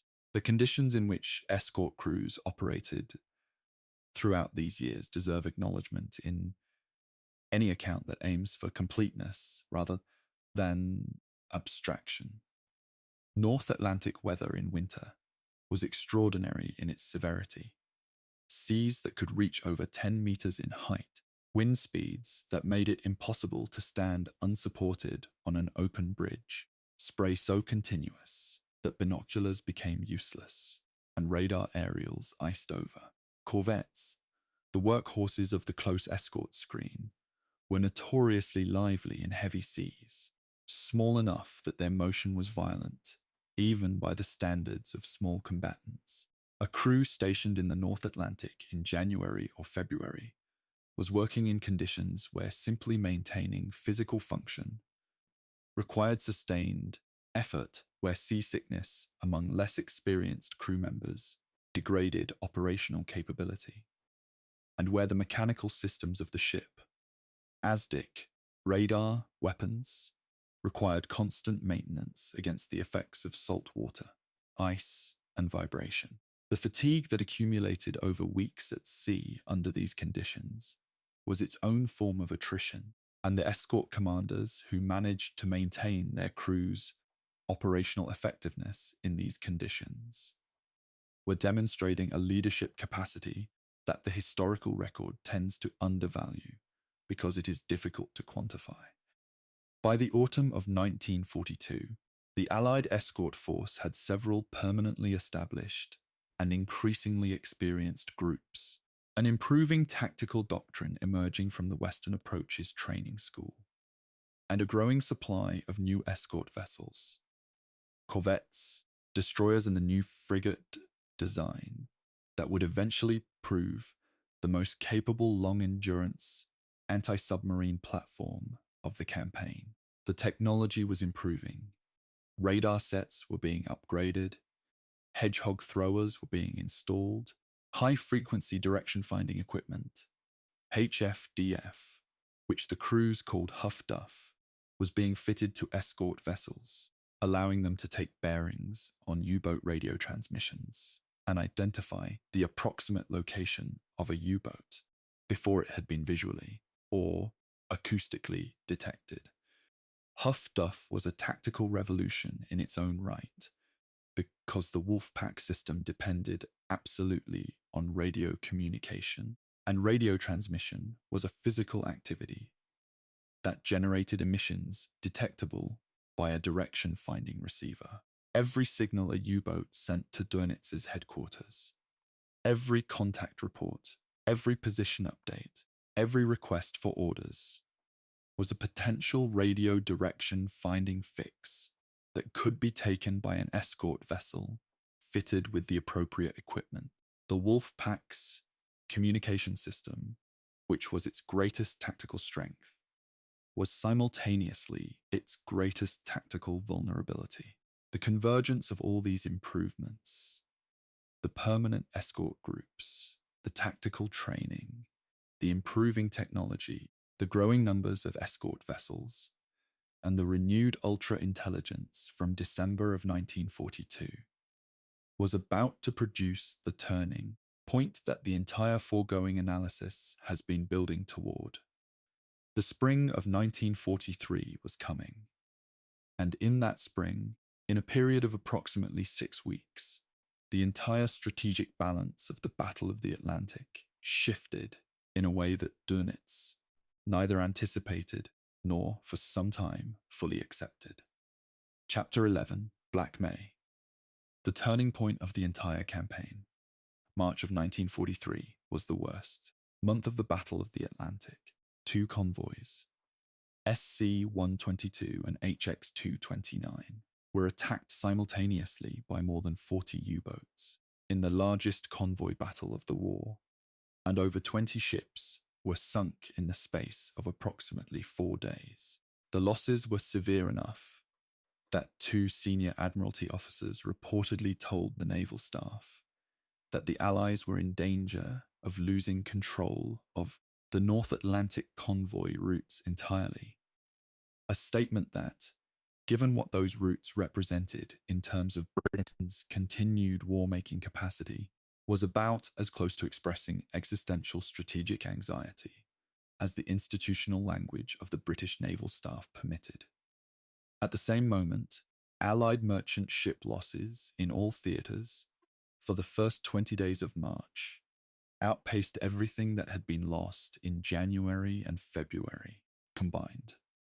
The graph lines, as later reconstructed by historians, were crossing into territory that operational planners found genuinely alarming, and then the tide turned. Within 6 weeks of March's catastrophe, the entire pattern of the Atlantic battle had reversed with a speed that surprised both sides. In April of 1943, Allied anti-submarine forces sank 15 U-boats. In May, the month that became known in German naval history as Schwarze Mai, or Black May, 41 U-boats were sunk. Against those losses, the Allies sank 34 merchant ships, total in May, a figure representing an enormous reduction from the preceding months.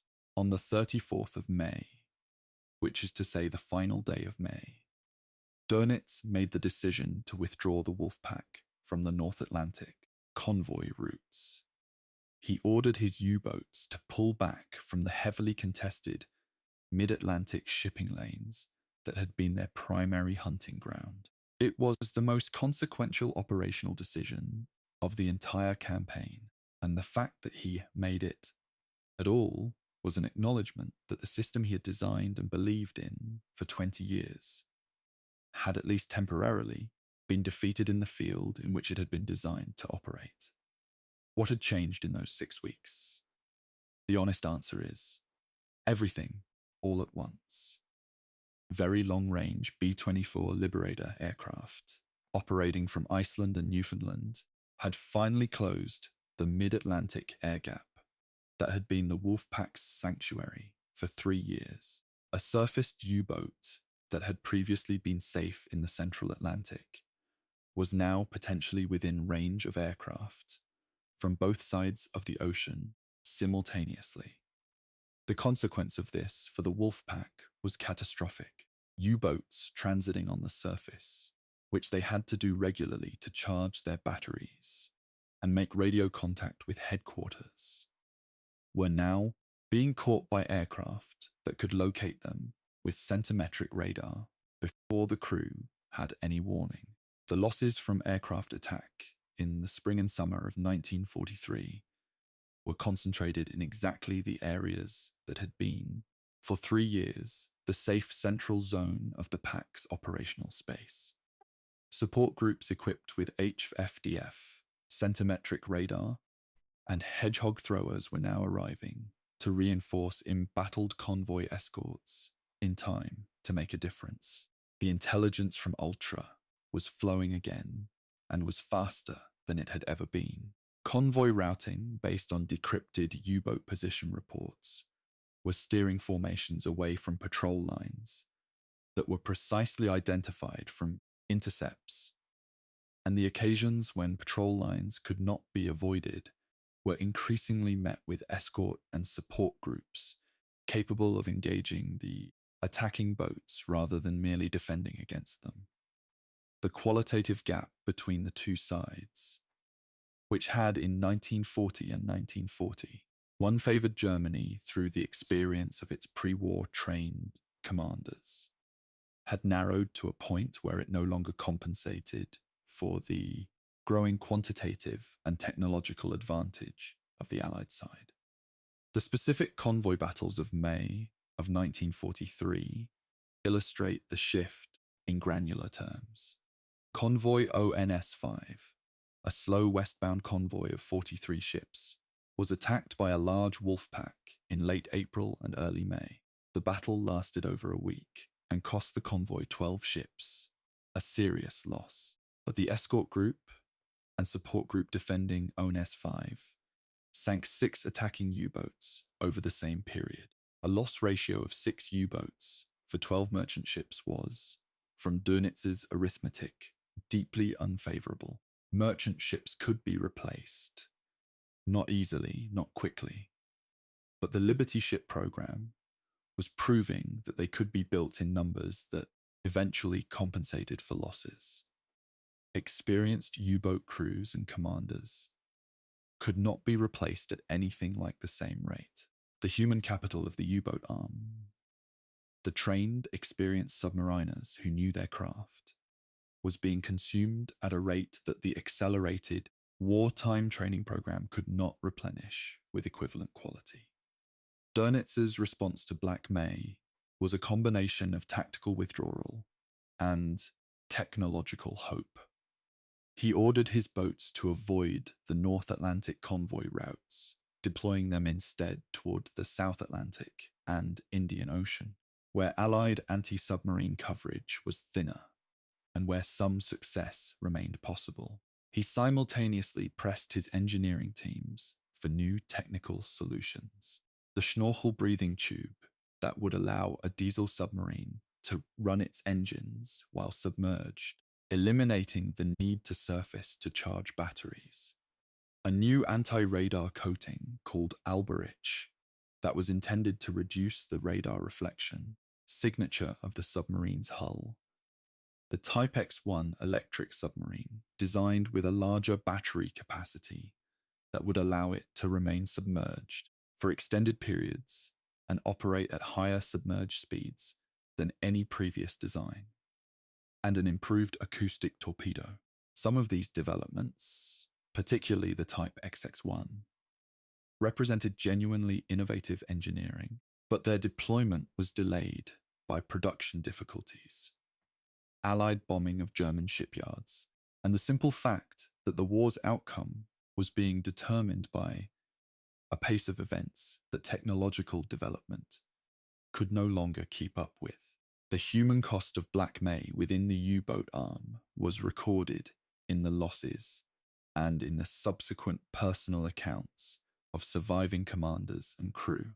41 boats in a single month represented approximately a quarter of the total operational U-boat strength. The crews lost were not drawn evenly from the spectrum of experience. The most aggressive and capable commanders tended to press attacks more persistently, to remain in contact with convoys longer, to take the risks that produced results, but also produced vulnerabilities. The pattern of losses in this period disproportionately removed exactly the kind of experienced, battle-hardened commanders whose skills had been central to the Wolfpack's effectiveness. The replacement crews emerging from the compressed wartime training program were technically qualified, but lacked the depth of experience that could not be acquired in any training establishment, only at sea, over time, in conditions that were now far more likely to kill you than to teach you. The aftermath of Black May did not immediately end the U-boat campaign. Dönitz remained in command. He became Grand Admiral of the German Navy in January of 1943, following the dismissal of Raeder after the Battle of the Barents Sea, and continued to believe that new technology would eventually restore his submarine's effectiveness. The Wolfpack concept was not formally abandoned. It was tactically withdrawn pending technical improvements. The Type XX-1 submarine, if deployed in adequate numbers before the final Allied offensives, might have posed a renewed threat. It was genuinely more capable than anything previously deployed, and some post-war naval analysts have speculated about the consequences had it entered service 18 months earlier. It did not enter service 18 months earlier. The first fully operational Type XX-1 boat, U-251 sailed on its first war patrol in April of 1945. The war in Europe ended 23 days later. Chapter 12: The Weapons Race, Technology, Countermeasures, and the Relentless Ingenuity of Both Sides. One of the enduring characteristics of the Battle of the Atlantic, one that separates it analytically from most land campaigns of the same war, is the degree to which its outcome was shaped not just by the decisions of commanders or the courage of crews, but by the continuous, grinding competition of technology. Every time one side developed an advantage in detection, concealment, weapon effectiveness, or communications, the other side worked to neutralize it, and the neutralization typically prompted a further response. The cycle ran throughout the entire 5-year campaign, and understanding it requires following several parallel threads simultaneously. Threads that ran through British and American research laboratories, German engineering facilities, signals intelligence establishments, and the operational feedback loops that translated combat experience into technical requirements. The weapons race of the Atlantic was never purely a story of Allied innovation overcoming German capability. It was a genuine two-sided competition, with periods of advantage shifting in both directions, that ultimately resolved in the Allies' favour through a combination of greater industrial resources, more effective intelligence, and the compound benefits of operating within an alliance that could pool technical knowledge across multiple national research establishments. The single most transformative technology of the Atlantic Air Campaign was centimetric radar, produced by the cavity magnetron. The magnetron itself was developed at the University of Birmingham in late 1940 by John Randall and Harry Boot, and the device was so significant that when Churchill sent a scientific mission to the United States in September of 1940 to solicit American industrial support for British research, the magnetron was described by the mission's American hosts as the most valuable cargo ever brought to American shores. The cavity magnetron produced microwave radar pulses on a 10-centimeter wavelength, far shorter than the previous meter wave. Radar, which translated into dramatically improved resolution, the ability to detect small targets like submarine, conning towers, and periscopes at useful ranges, and operation on a wavelength that existing German radar warning receivers could not detect. The Mitox warning receiver that German submarines had relied upon since the summer of 1942 to detect approaching aircraft was useless against centimetric radar, and for a period of several months in the winter of 1942 to 1943, U-boats were being caught on the surface without any warning that an aircraft was approaching. The German response to the centimetric radar threat was delayed partly by a genuine intelligence failure. German scientists and intelligence analysts initially believed that the sudden increase in successful night attacks on surfaced U-boats in this period was caused by aircraft homing on the radio emissions from the Mitox receiver itself, an inadvertent radiation from the Mitox that was transmitting U-boat positions. This analysis was wrong, but it was accepted as correct by a sufficient number of German technical and command personnel that the METOX was removed from some boats and replaced with alternative procedures, none of which addressed the actual problem of centimetric radar. The correct identification of the threat required captured Allied equipment and the testimony of Allied aircrew prisoners, and by the time German engineers were developing an adequate response, the Naxos receiver for the centimetric wavelength, the tactical damage had been largely done.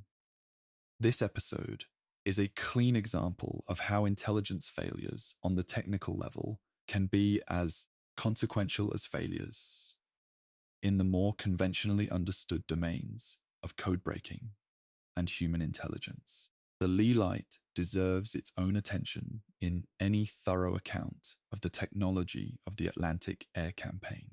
The Lee Light was an airborne searchlight fitted to patrol aircraft, initially Wellington bombers and later the long-range Liberators, which allowed an aircraft that had obtained a radar contact on a surface submarine to illuminate it at the moment of attack, converting what would otherwise have been a blind bombing run into a precisely aimed strike.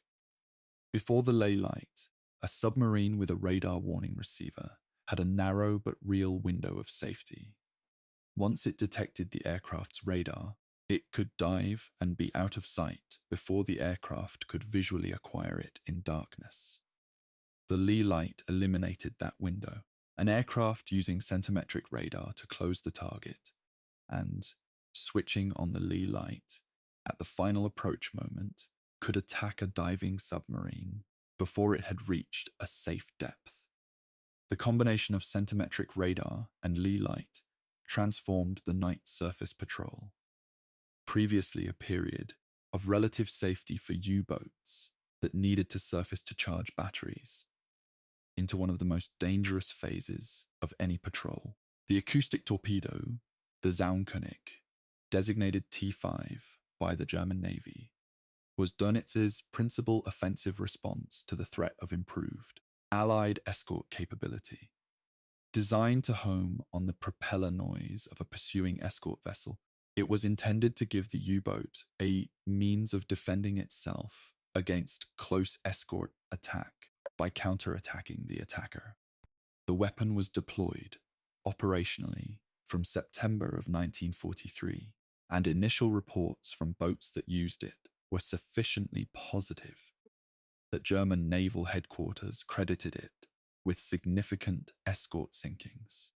Post-war analysis demonstrated that these claims were substantially overstated. Many of the reported hits were circular running detonations of the torpedo's own wake, and the actual number of Allied vessels sunk by the acoustic torpedo was considerably lower than the operational reports suggested. The Allies developed a countermeasure, a noise-making towed device called the Foxer, which produced sufficient propeller simulating noise to attract the acoustic torpedo away from the ship towing it. Foxer was not perfect, and it had the operational disadvantage of masking the towing vessel's own ASDIC, but it substantially neutralized the threat. The torpedo and the countermeasure entered service within months of each other, maintaining the basic pattern of the technological competition throughout the war. The Schnorchel, the breathing tube that allowed a U-boat to run its diesel engines while remaining submerged at periscope depth, represented the most significant defensive technical development available to the U-boat arm. In the final years of the campaign, a U-boat equipped with a Schnorchel no longer needed to surface to charge its batteries, which meant that it no longer needed to expose itself to aircraft radar during the charging process. The Schnorchel was not a new concept. Dutch submarines had used a similar device before the war, and captured Dutch technical material was among the starting points for the German development program. But its introduction into operational U-boat service from the spring of 1944 onward significantly complicated Allied anti-submarine operations. A schnorchel-equipped submarine was far harder to detect from the air than a surfaced boat, and the loss rates of schnorchel-equipped boats were meaningfully lower than those of non-equipped boats operating in the same period. However, the schnorchel came with operational costs. It limited the submarine to low submerged speeds during snorting.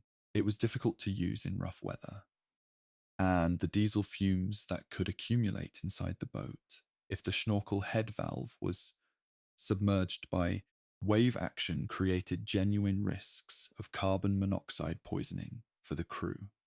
The device bought time, but not reversal. The final technological dimension of this chapter is the Type X1 submarine, the Electroboot, whose development in 1943 and 1944 represented the most radical redesign of the U-boat concept since the war began.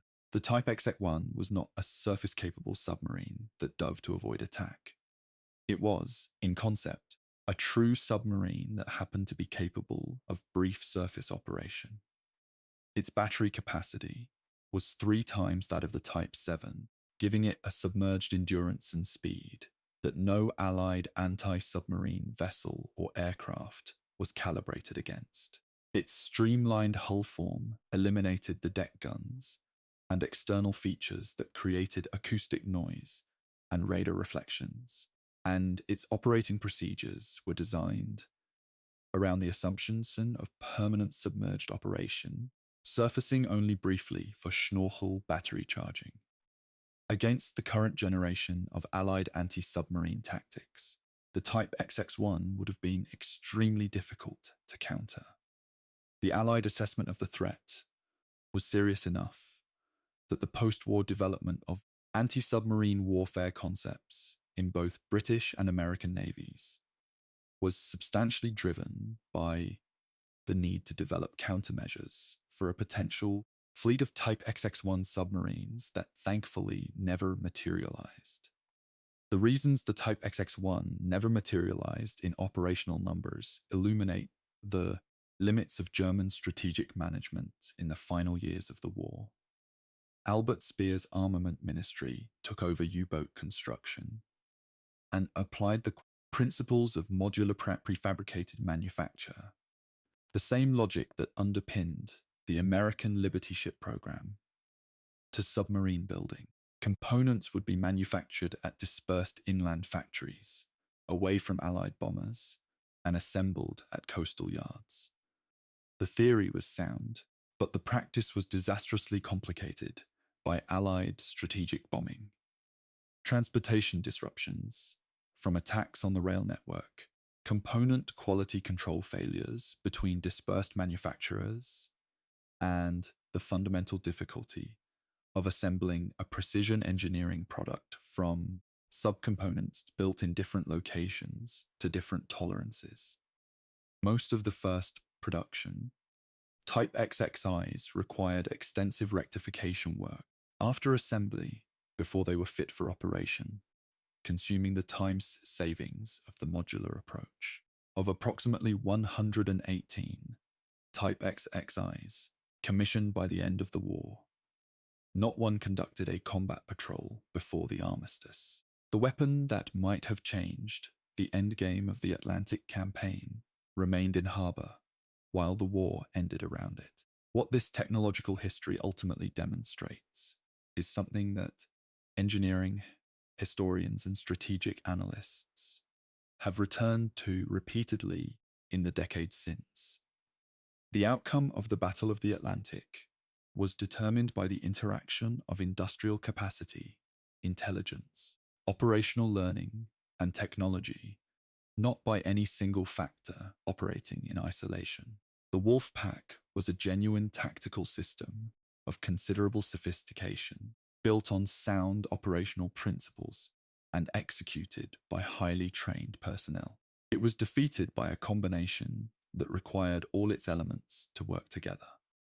By the industrial output of the shipyards, by the mines at Bletchley Park, by the researchers, developing cavity magnetrons in Birmingham laboratories, by the training establishments producing better prepared escort officers, by the operational research analysts doing mathematics in Admiralty basements, and by the crews in the North Atlantic who took everything the system could develop and put it to use under the worst conditions a working environment can provide.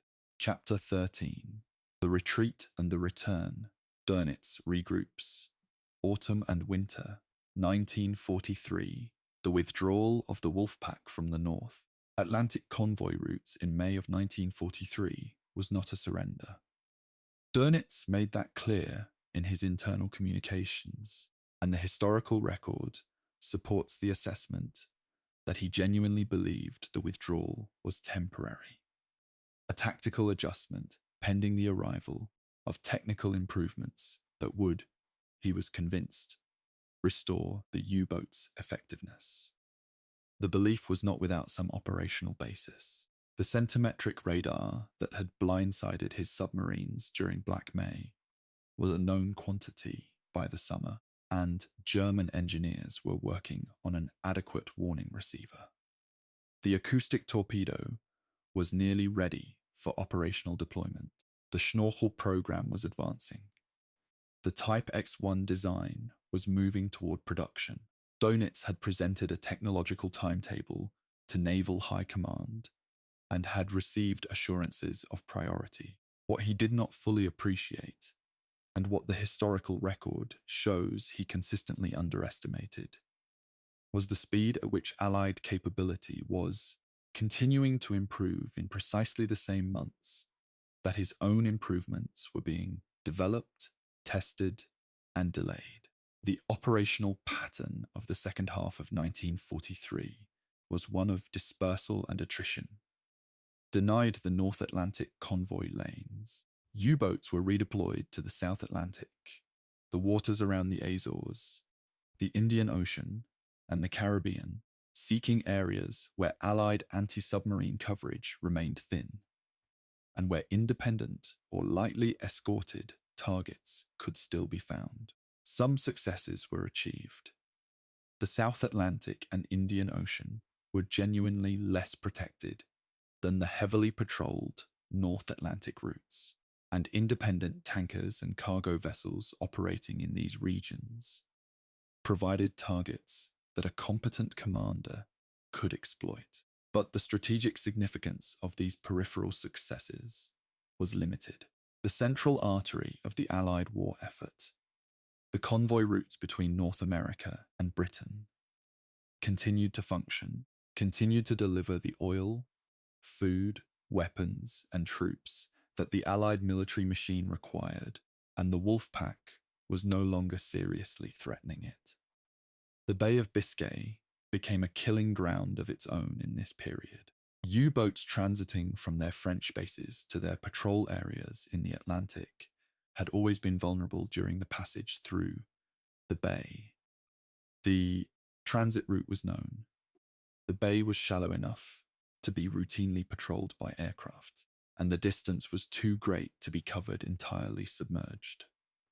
In the summer and autumn of 1943, Allied aircraft equipped with centimetric radar and Lee lights were hunting the bay transit routes with unprecedented effectiveness.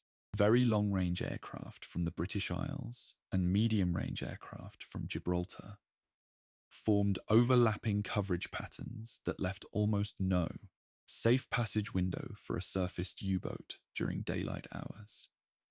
Dönitz initially attempted to fight through on the surface in groups, reasoning that the concentrated anti-aircraft armament of multiple U-boats could drive off attacking aircraft. The tactic produced some aircraft losses, but also significant U-boat losses, and it was eventually abandoned in favor of submerged or Schnorchel-assisted transit. The bay crossing was never safe again for a conventionally operating submarine. Dönitz's personal relationship with the political leadership during this period is documented in the records of his meetings with Hitler, which became more frequent as the Atlantic situation deteriorated. Hitler was not a naval strategist and had never fully understood submarine warfare, but he had invested significant political capital in the U-boat campaign as a cornerstone of the war against Britain. The monthly sinking figures, which he had been presented throughout the happy times as evidence of impending British economic collapse, were now inverting, and the submarine losses were difficult to disguise even within a regime that controlled all public information. Dönitz appears to have been candid with Hitler about the difficulties in a way that other German commanders were sometimes not, telling him in mid-1943 that the U-boat war had entered a crisis period and that technical improvements were necessary before offensive operations in the North Atlantic could resume. Hitler accepted these assessments and continued to prioritize U-boat construction, but the industrial resources required to build submarines at scale were competing with every other demand of an increasingly pressed war economy. The human experience of the U-boat service in the second half of 1943 was radically different from that of the happy times 3 years earlier. The training pipeline was producing crews at rates that matched or exceeded losses numerically, but the average quality of the men entering operational service had declined significantly compared to the pre-war and early war cohort.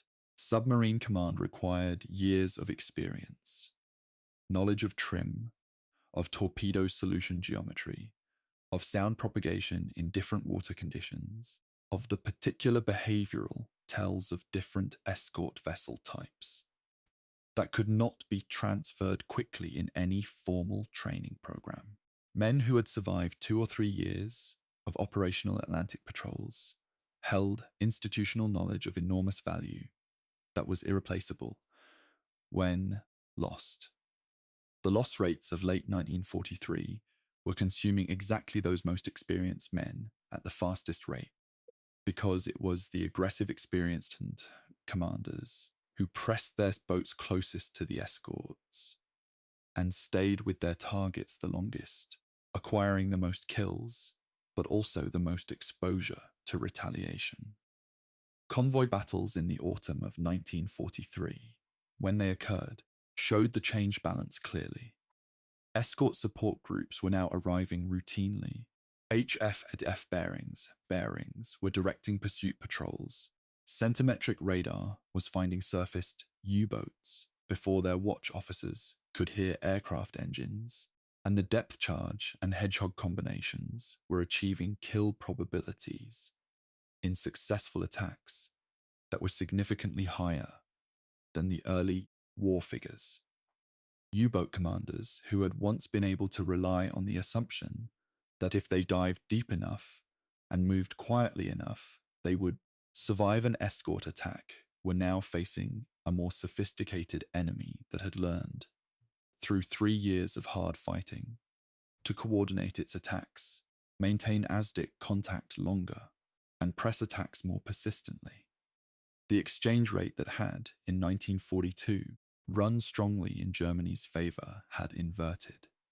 For every Allied ship now being sunk by a U-boat, the cost in U-boats sunk was approaching a ratio that the German construction program could barely sustain numerically, let alone in terms of experienced crew quality. The deployment of escort aircraft carriers, converted merchant hulls carrying between 15 and 20 aircraft, in convoy escort duties from the middle of 1943 represented a further qualitative shift in the balance. The escort carrier had been a concept discussed since the early years of the war, and its application was delayed by competition for conversion hulls, shortage of aircraft, and the ongoing institutional priority given to fleet carriers. When they arrived in convoy service, their impact was immediate. A carrier-equipped convoy escort group had organic air power capable of reaching beyond the visual horizon, patrolling the broad ocean space around the convoy rather than simply the immediate screen perimeter. Aircraft from escort carriers could chase a submerged contact for hours, dropping depth charges to keep the submarine deep and preventing it from repositioning to attack, while the surface escorts maintained their screen. The combination of surface escort vessels and carrier aircraft working together against a submerged U-boat presented a tactical problem that was, in most conditions, unanswerable with the equipment and procedures available to the submarine crews. By December of 1943, the numbers told the story clearly. In the final months of that year, U-boat losses exceeded the number of ships sunk by a widening margin.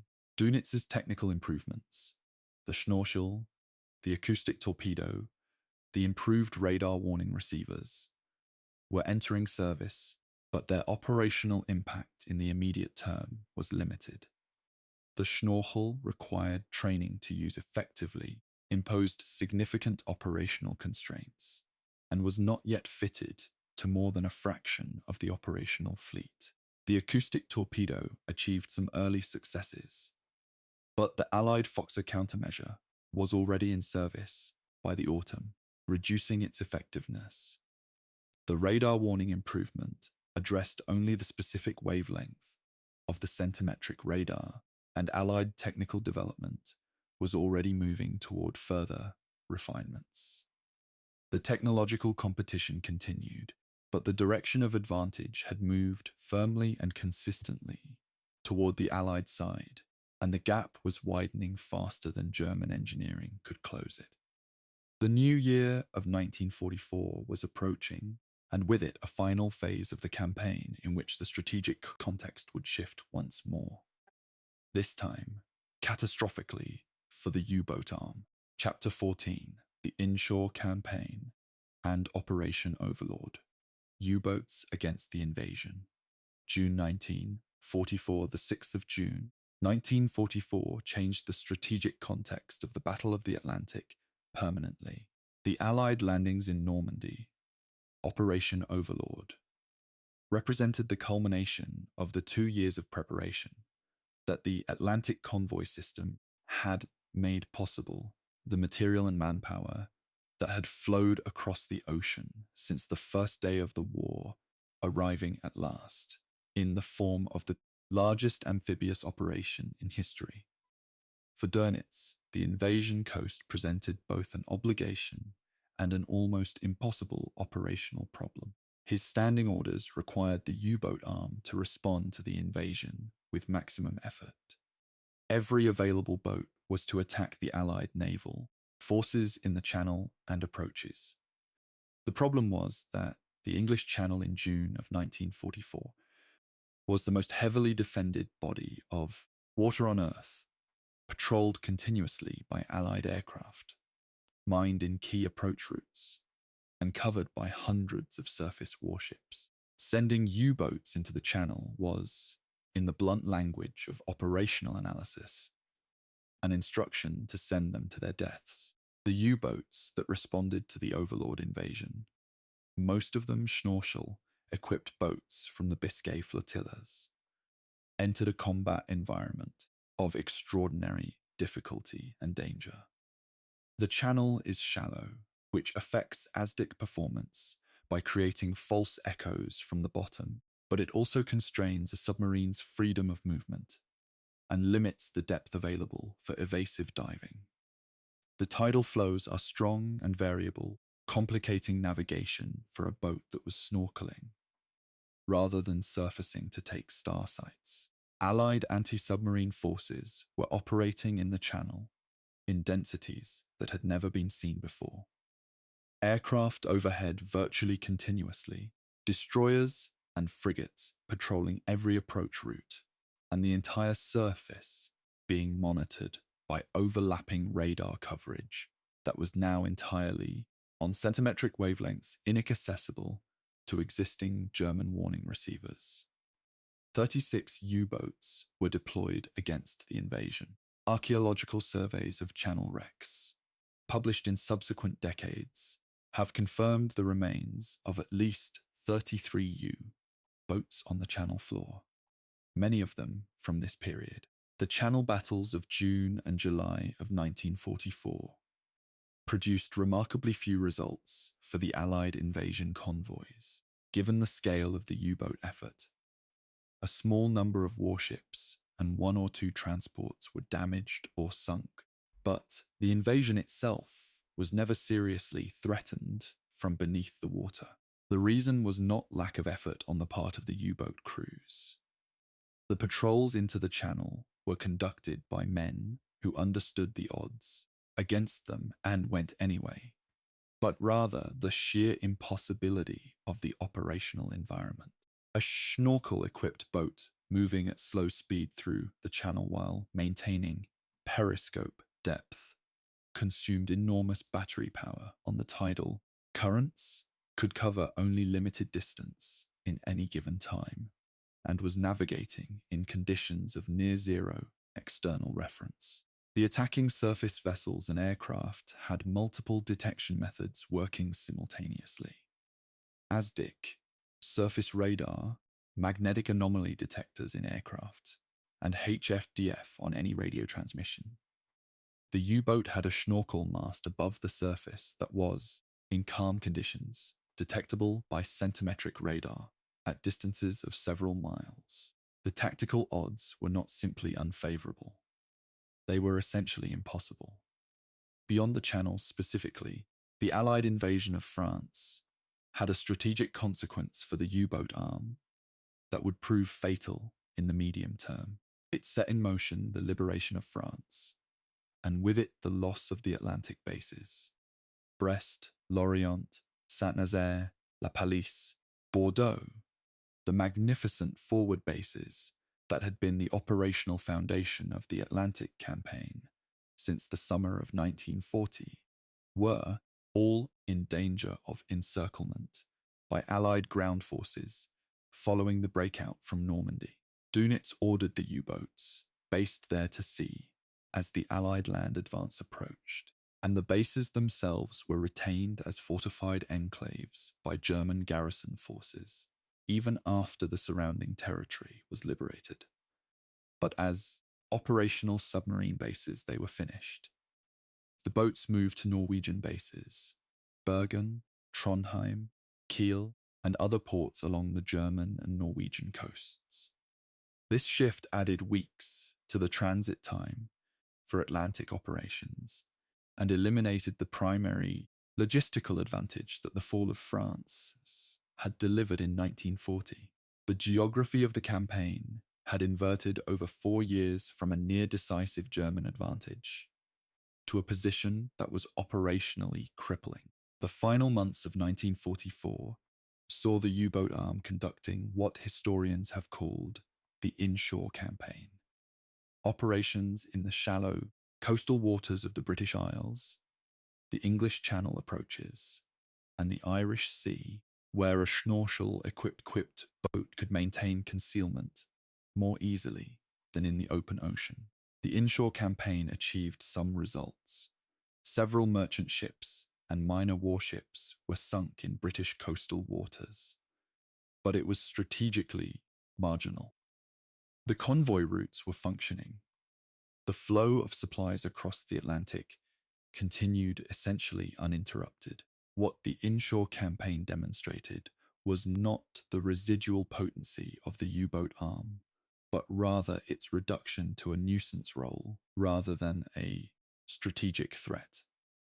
A submarine force that had once threatened to sever Britain's lifeline was now confined to lurking in shallow coastal waters, taking what targets of opportunity occasionally presented themselves, and losing boats at a rate that bore no reasonable relationship to the strategic output. The psychological and institutional dimension of this period within the U-boat arm itself is recorded in surviving accounts from crew members and in Dönitz's own post-war memoir. The men going to sea in late 1944 and early 1945 were in many cases aware that the odds against them were extreme. The loss rate for U-boats in 1944 was approximately 249 boats, a figure that meant the average operational U-boat had roughly a 1 in 3 chance of not surviving the year. And those were aggregate figures that concealed far worse odds for boats operating in the most heavily patrolled areas.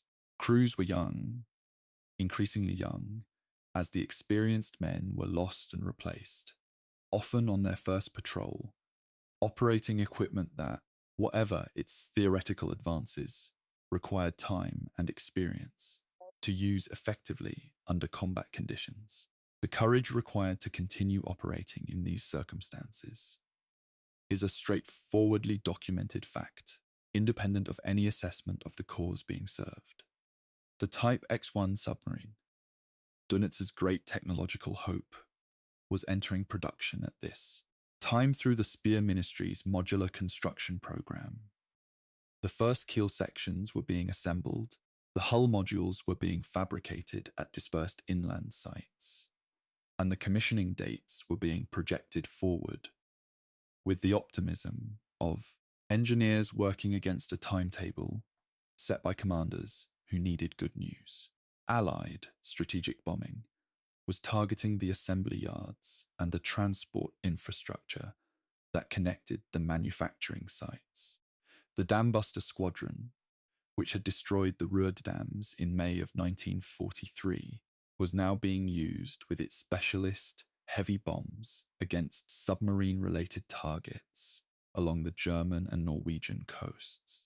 The pace of Type X-1 delivery was falling consistently behind schedule, and the quality control problems with modular assembly were consuming the production time that the new construction method was supposed to save. The weapon that was supposed to change the final chapter of the Atlantic campaign was being built in a nation whose industrial capacity was being systematically dismantled from the air. By the end of 1944, the Battle of the Atlantic as a strategic contest had been resolved. This is not a retrospective judgment imposed by historians.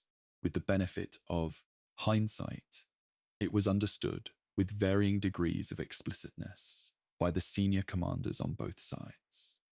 Max Horton, Commander-in-Chief of Western Approaches Command and the officer who, more than any other, shaped the Allied anti-submarine effort in the critical period from late 1942, told his staff in late 1944 that the U-boat threat to the convoy routes had been eliminated as a strategic factor. Dönitz knew, though he wrote and spoke as though he did not, that the arithmetic had turned against him in a way that no available technology was going to reverse in time. What remained was the final phase. Not a campaign capable of changing the war's outcome, but a campaign that continued because the institution that had created it could not stop until the war itself stopped, and because the men in the boats still went to sea while the war lasted. Chapter 15. The final accounting, losses, costs, and the scale of what was endured numbers, when they are large enough, have a way of becoming abstract. The statistics of the Battle of the Atlantic, repeated in history books with a regularity that has perhaps made them familiar to the point of invisibility, represent an accumulation of individual experiences that no aggregate figure fully conveys. 3,500 merchant ships lost, 175 Allied warships sunk, 72,200 Allied naval and merchant seamen killed, 783 U-boats destroyed, approximately 30,000 U-boat sailors dead, roughly 3/4 of the 40,000 men who served in submarines. Each of these figures is the compressed product of thousands of individual decisions, equipment failures, weather conditions, tactical miscalculations, moments of exceptional skill or exceptional fortune, and the straightforward operation of industrial age violence across millions of square miles of cold water. The numbers are as precise as the historical record allows them to be. and they are still insufficient. The merchant navy dead deserve particular attention in any account of the Atlantic campaign that aims to be honest about where the cost fell. Of the 72,000 Allied dead, 36,000 were merchant sailors, civilian mariners working under the terms of employment, contracts, not military enlistment, technically not combatants in the formal legal sense, and yet targets of every torpedo that found them. They sailed without weapons, capable of defending against submarine attack, in ships that were designed to carry cargo rather than survived torpedo hits, across an ocean that killed through cold as efficiently as through drowning. A merchant sailor who survived the sinking of his ship in the North Atlantic in winter had, depending on sea conditions, between approximately 15 minutes and a couple of hours before hypothermia rendered him unable to function. The lifeboats, when they could be launched, were often unheated and without adequate food or fresh water. Rescue by escort vessels was sometimes delayed by the tactical necessity of maintaining the convoy screen during an ongoing attack. A commander who stopped to pick up survivors while U-boats were still maneuvering was potentially sacrificing more men than he was saving. The Merchant Navy Memorial at Tower Hill in London records the names of more than 30,000 seamen, with no known grave other than the sea. The U-boat dead represent a different kind of accounting. The 75% loss rate among U-boat crews is among the highest of any branch of any armed service in the Second World War. It is a figure that would have been incomprehensible to the men who first volunteered for submarine service in 1939 and 1940, when the U-boat arm had the glamour of the aces and the psychological mystique of the submarine service. The recruitment of pre-war and early war submarine crews had been competitive. The submarine service attracted the adventurous, the technically capable, and those drawn to the particular culture of close-knit, highly trained small crews operating at the edge of human capability. By 1943 and 1944, the psychology of the recruitment pipeline was necessarily different. The loss figures were known within the service, if not publicly acknowledged. Men going to sea on their first patrol in 1944 were going with odds that were, by any rational assessment, severely against their survival. The U-boat memorial at Moltenort records more than 30,000 names of German submariners. It is the most concentrated memorial of a single branch of any service in the German military. The Allied warship losses, 175 vessels of all types, encompass an enormous range of individual stories. Destroyers, corvettes, sloops, frigates, minesweepers, trawlers requisitioned into the Royal Navy, escort carriers, submarines. The full catalogue of the convoy escort forces across 5 years of war.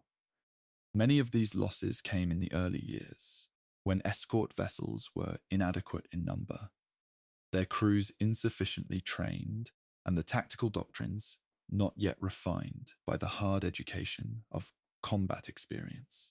A corvette crew on North Atlantic escort duty in the winter of 1941 was experiencing conditions that no peacetime exercise had adequately prepared them for. Weather that was genuinely life-threatening independent of any U-boat, a detection system that was effective only in controlled conditions, and a tactical problem that their commanders were working out in real time at the cost of ships and lives. The losses of the early years were not the product of negligence or incompetence. They were the cost of learning a form of warfare that had no real precedent at the scale and intensity at which it was being conducted. 741 RF Coastal Command aircraft were lost in anti-submarine sorties over the course of the campaign. This figure is seldom cited in popular accounts of the Atlantic battle, which tends to focus on surface vessels and submarines, but it represents a significant commitment of aviation resources and aircrew lives to the task of closing the mid-Atlantic air gap and patrolling the Biscay transit routes. The aircrews of Coastal Command operated in conditions that combined the hazards of long-range maritime patrol flying, engine failures over open ocean far from any land, navigation across a featureless sea surface, weather that grounded aircraft for days at a time, with the specific tactical hazards of anti-submarine attack, which required aircraft to descend from a safe altitude to attack a submarine that was, by the nature of the target, close to the sea surface and sometimes capable of returning fire with anti-aircraft weapons. The Coastal Command contribution to the Allied victory in the Atlantic was fundamental, and it was not cheap. The economic dimension of the Allied victory is less dramatic to describe, but equally fundamental. The Liberty ship program produced over 2,700 standard cargo vessels between 1941 and the end of the war, representing a total tonnage that dwarfed the pre-war Allied merchant fleet. This industrial output meant that the tonnage war that Dönitz had designed his entire strategy around was, from approximately mid-1942 onward, a war that Germany was losing in aggregate, even when it was winning tactically in individual convoy battles. The Allied shipbuilding rate was exceeding the U-boat sinking rate across the campaign as a whole, and once the escort capability improved sufficiently to drive the U-boat sinking rate down in the spring of 1943, the net tonnage position moved firmly and irreversibly into Allied surplus. A campaign designed to starve Britain by sinking ships was being answered by building ships faster than they could be sunk.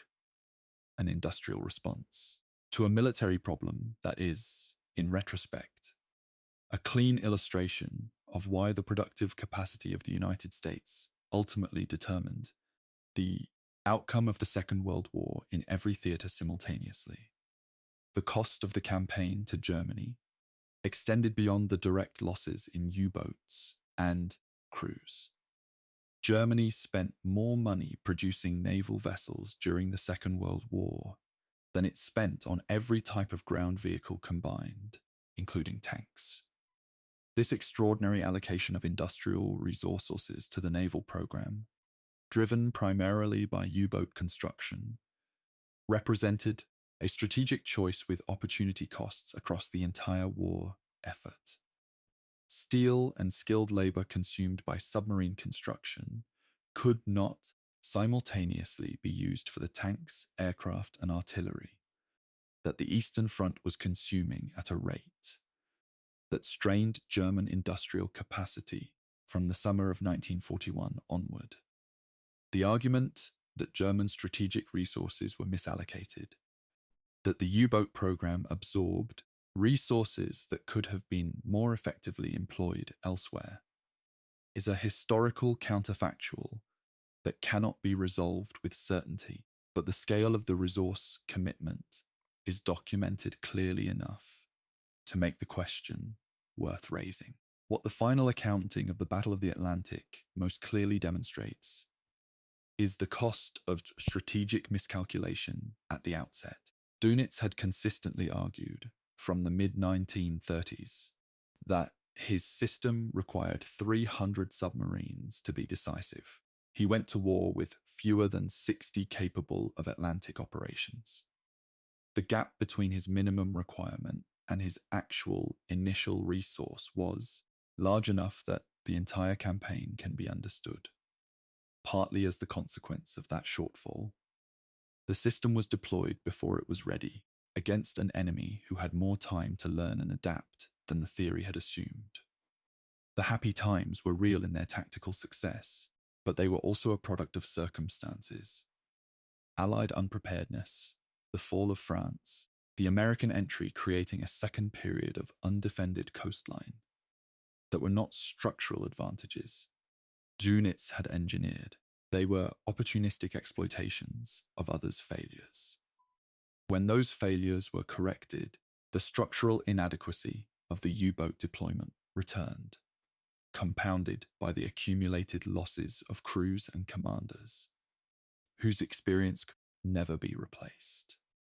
Chapter 16: Life Inside the Steel Tube, the Human Experience of the U-Boat Patrol. No documentary about the Atlantic campaign is complete without attempting to convey what it actually felt like to serve on a U-boat. The tactical and strategic dimensions have dominated this narrative for good reason. They explain the arc of the campaign, its causes and consequences, its turning points, and its resolution. But they operate at a level of abstraction that is insufficient for a full historical account. The individual human experience of submarine warfare in the North Atlantic was extreme in ways that the maps and graphs of strategic analysis cannot capture. The crew of a Type VI U-boat, typically around 40 to 50 men, lived and operated in a pressure hull, roughly 67 meters long and 6 meters in diameter at its widest point. The interior space was divided between machinery, diesel engines, electric motors, torpedo tubes, batteries, fuel tanks, and the human accommodation that occupied whatever space the machinery left.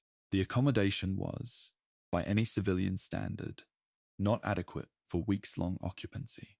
Torpedoes were stored and maintained in the same compartments where crewmen slept. In the forward torpedo room, the bunks, where there were bunks, were positioned above and between the torpedo tubes and the reload torpedoes that occupied the deck space. The concept of a permanent assigned berth did not always apply. The system of hot bunking, where a crewman coming off watch occupied the bunk just vacated by a crewman going on watch, was practiced on many patrols when a full crew complement pushed the accommodation beyond its nominal capacity.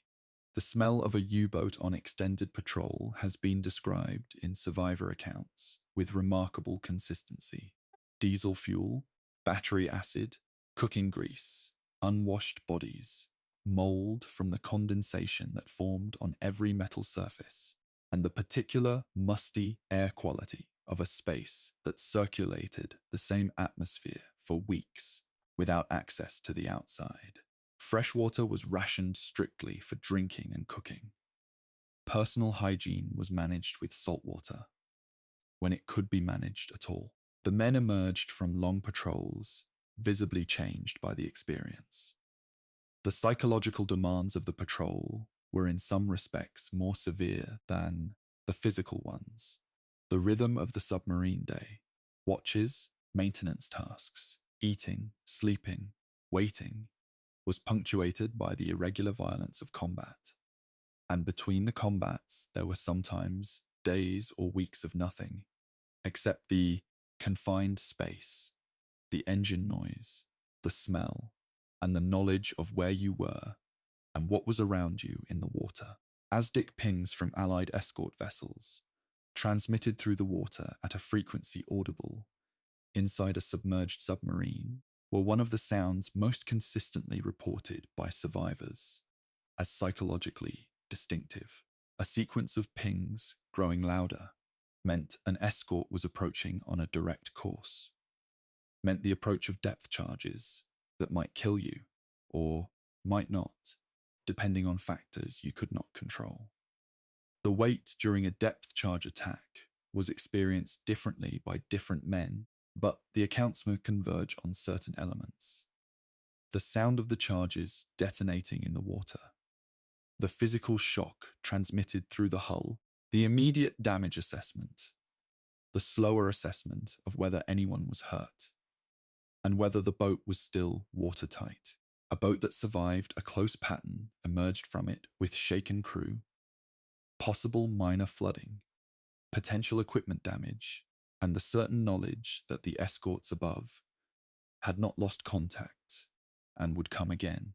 The command structure of a U-boat placed extraordinary demands on a single individual, the commandant, the commanding officer. The tactical decisions were his alone: when to attack, at what depth to run, how to position against an escort, when to break off and run, when to press on.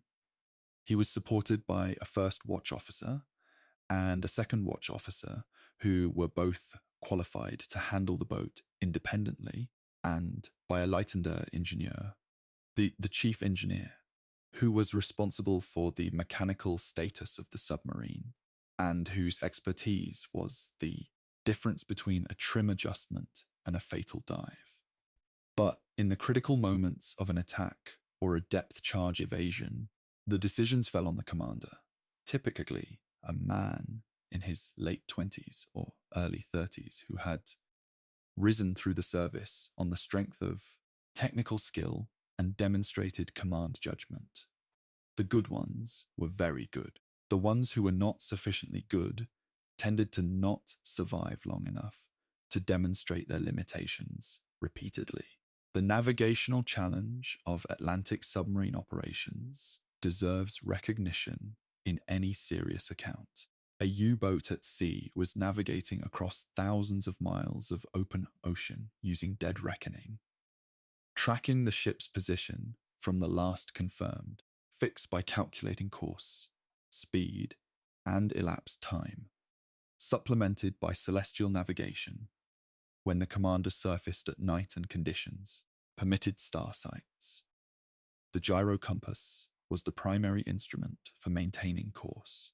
Magnetic compasses aboard a metal vessel are subject to deviation errors that must be corrected for. The current patterns of the North Atlantic are complex and variable, introducing drift that affected the calculated position in ways that needed continuous estimation.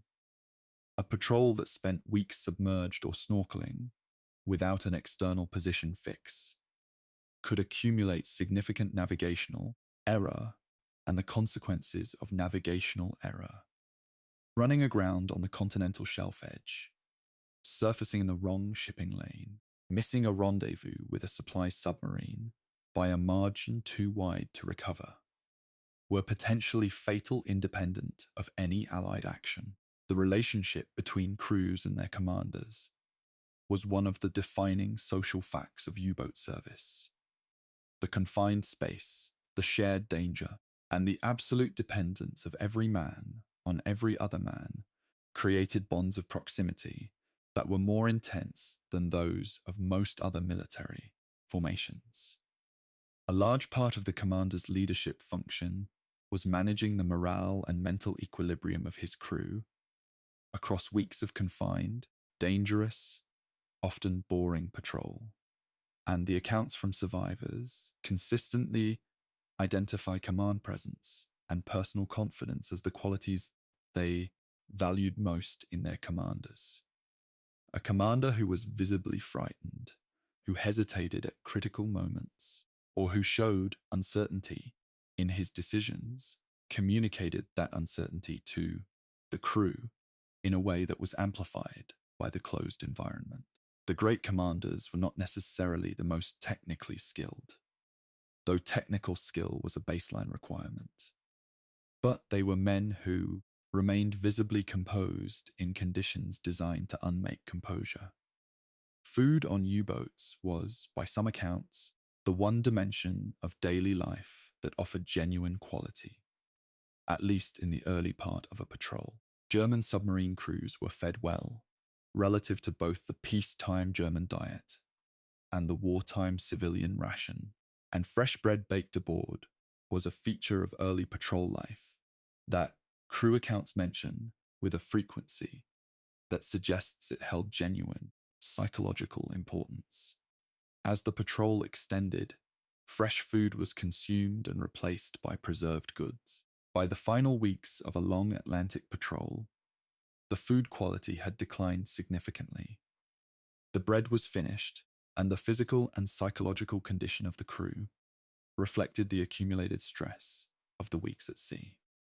The return to base, when it came safely, was the emotional release point for tensions that had built over months in a confined space, under conditions of sustained danger. For the boats that did not return, there was no release point. They simply ceased to report, and their silence, in the radio logs of Dönitz's command post, was the record of their end. The U-boat arm maintained a tradition of playing music through the boat's internal speaker system. Popular German songs, classical pieces, whatever was available on recordings. The practice served both as morale maintenance and as a kind of normalization of the abnormal, an attempt to impose a degree of civilized routine on an environment that was structurally opposed to anything of the kind. One of the most frequently mentioned details in crew accounts is the sense of time distortion that extended patrols produced. Days blurred into each other in the unchanging interior of the submarine, differentiated primarily by watch changes and meal times, rather than by any external reference of light or season. Men who returned from patrols reported needing time to readjust to the sensory world outside the hull. The noise of land traffic, the smell of air that was not recycled, the physical space of a room larger than the interior of a pressure vessel. It was, in a small way, a form of resurfacing that was psychological as much as physical. Chapter 17. The Type XI and the Last Patrols. What might have been and what actually was. The Type X-1 submarine sits in an unusual place in the history of the Atlantic campaign, poised between the category of a weapon that changed the war and a weapon that arrived too late to matter. It has attracted more counterfactual speculation than almost any other technological development of the naval war. The design was genuinely revolutionary. A true submarine rather than a submersible, with a battery capacity and underwater speed that placed it in a different operational category from everything that had preceded it. Its maximum submerged speed was approximately 17 knots on a sustained burst, faster than many Allied escort vessels' search speeds, and dramatically faster than the 6 or 7 knots maximum of a Type 7 in electric mode. Its silent running speed was sufficient to maintain contact with a convoy while fully submerged, and to maneuver for attack position without surfacing. Its deep diving capability exceeded the settings available on Allied depth charges calibrated for conventional submarines, and its passive sonar suite, the GHG hydrophone array, could detect convoy traffic at ranges measured in tens of miles, allowing attack approaches to be plotted entirely submerged, without the commander ever needing to raise a periscope. The production program for the Type XX-1 was initiated under Albert Speer's armament ministry in the spring of 1943, following the direct outcome of Black May.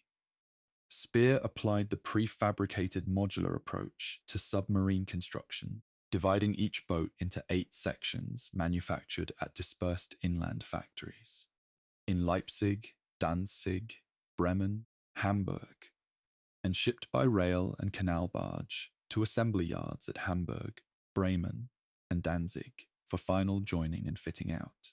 The theoretical production rate of this system, once the pipeline was established, was projected to significantly exceed the conventional construction rates of the existing yards.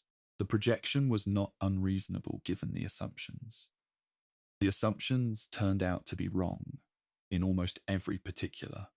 Allied bombing of the transportation network, bridges, rail junctions, canal locks, disrupted the delivery of prefabricated sections to the assembly yards on schedules that slipped by weeks and then months.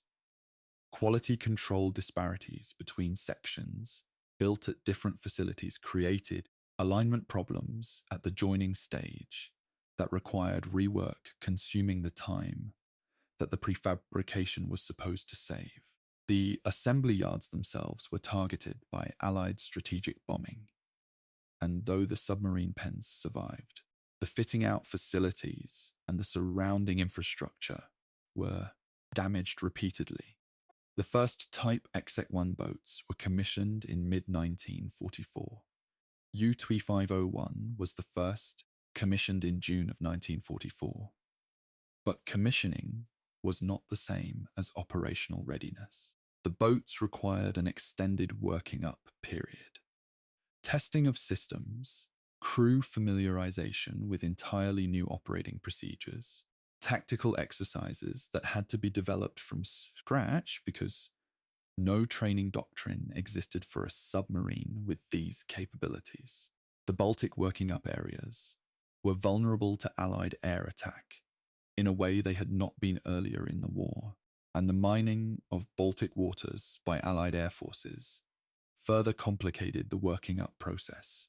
Of the approximately 118 Type X1 boats commissioned by the end of the war, not one conducted a combat patrol. The design that might, in different circumstances, with different timing, against the anti-submarine technology of 1942 rather than 1945, have posed a renewed strategic threat to Allied shipping, arrived exactly too late to change anything.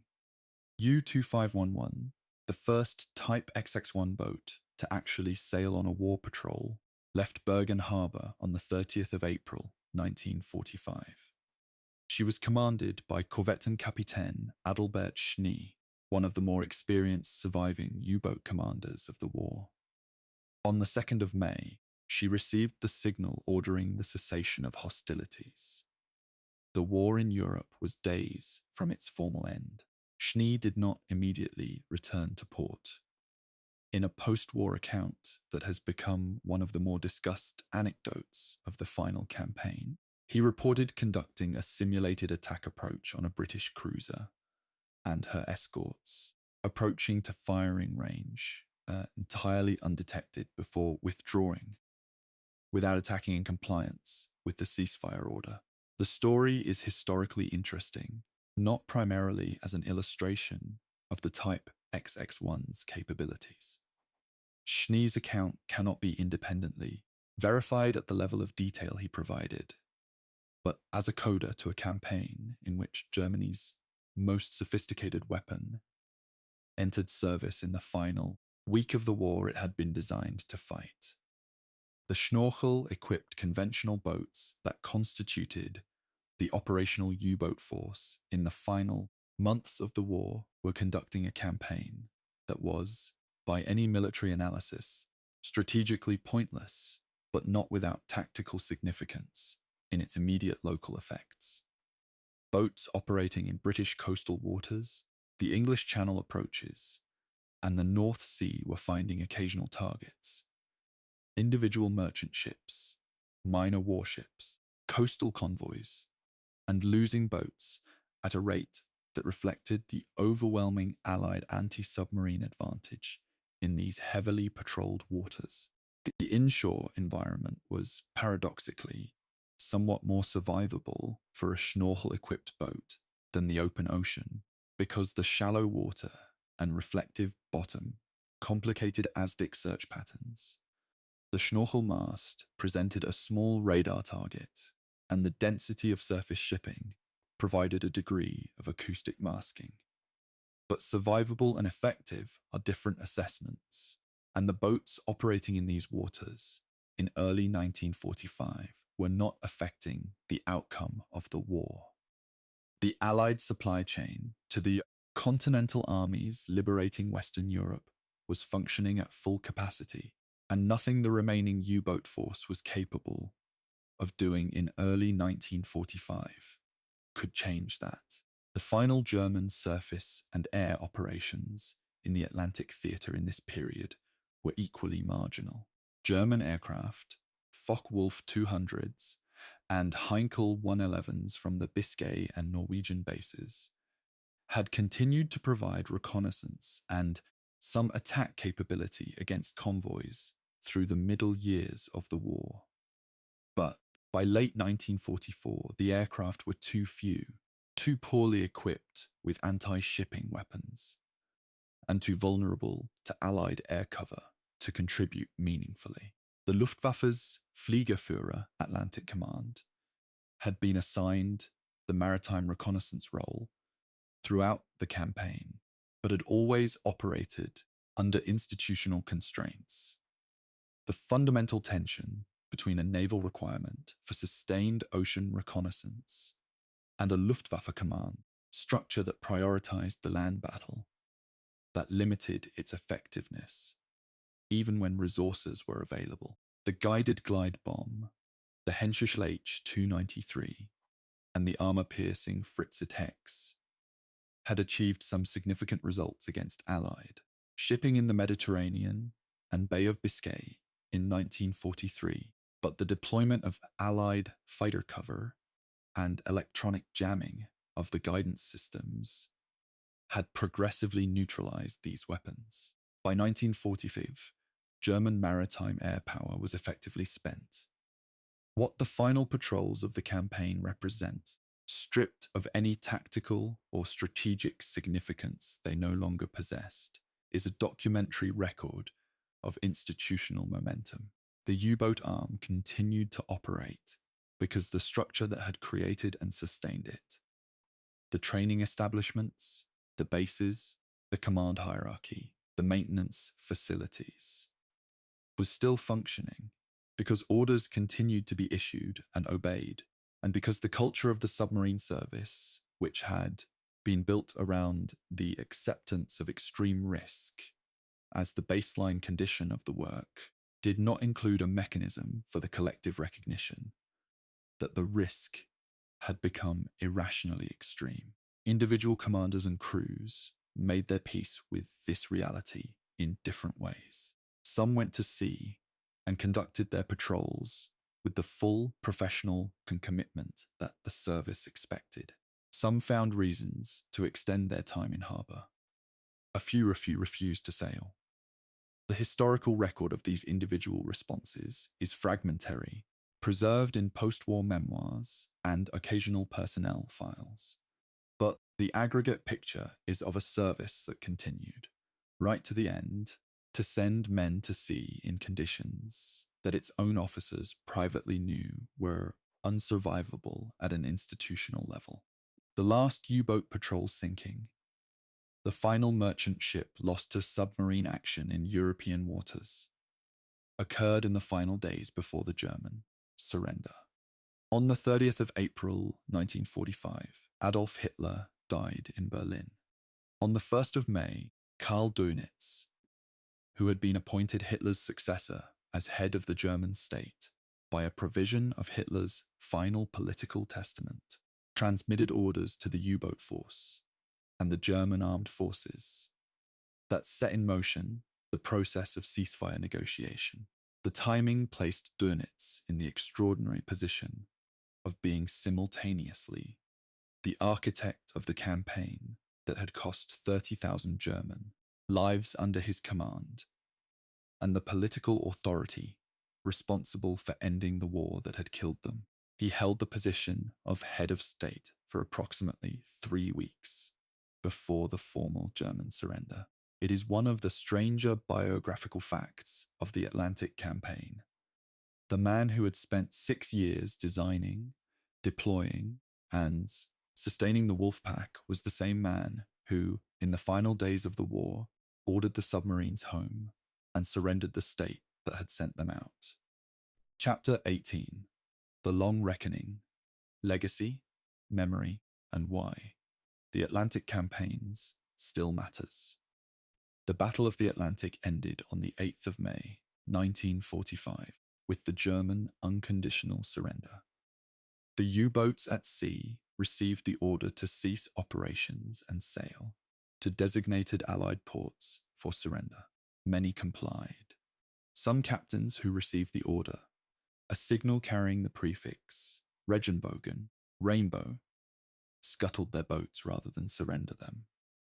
In the ports and anchorages from Loch Erebol in Scotland to the ports of Newfoundland and Halifax, Hundreds of U-boats surfaced, flying black flags of surrender, and were boarded by Allied sailors for whom the sight represented 5.5 years of war, resolved in the most anticlimactic way possible. Not in battle, but at the end of a long, exhausting accounting. The boats were grey, salt-encrusted, smelling of weeks at sea, crewed by men who were thin and tired, and carrying the expression of people who have been waiting a long time for something to end. Around 221 U-boats were scuttled by their crews. In the final days, a significantly smaller number than the Rainbow Order had implied would happen if the order were carried out comprehensively. The majority of the surviving fleet was surrendered intact.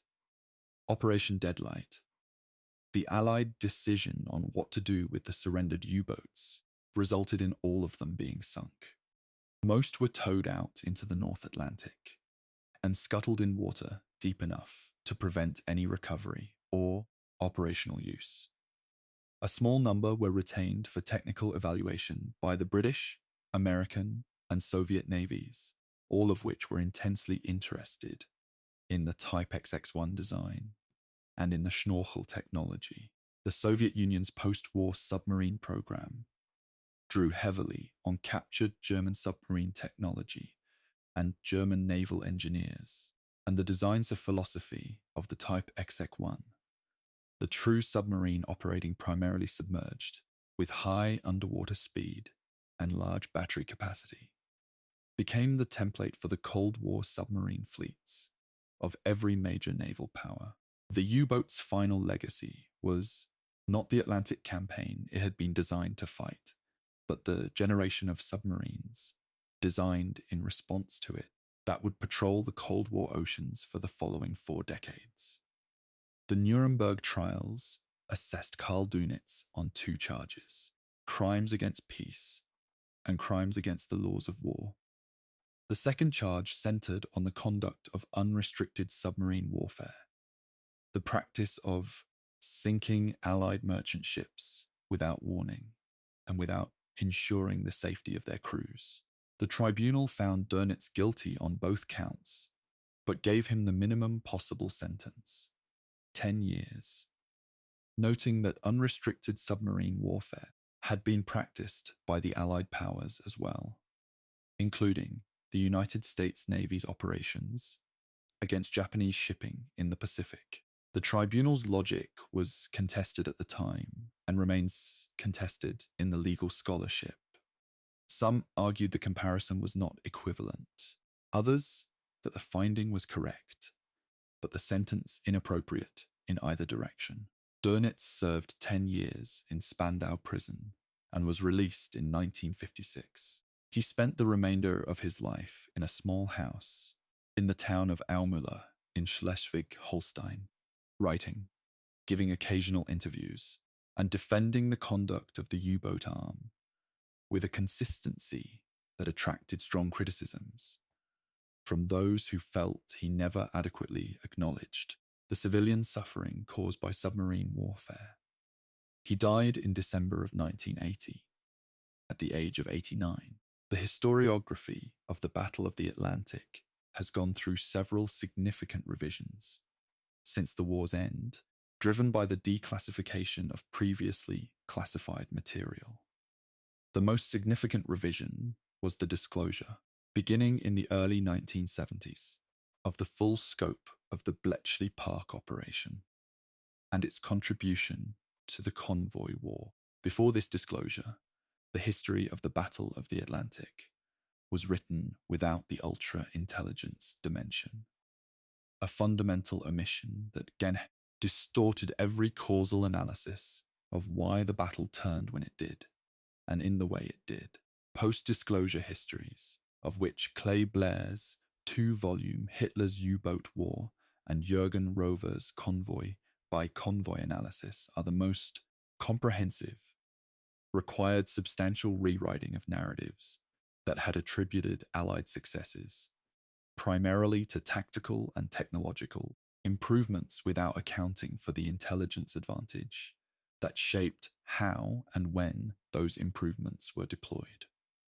The history is now better, but it is worth acknowledging that decades of published historical work were based on an incomplete evidentiary foundation that the classification system had created.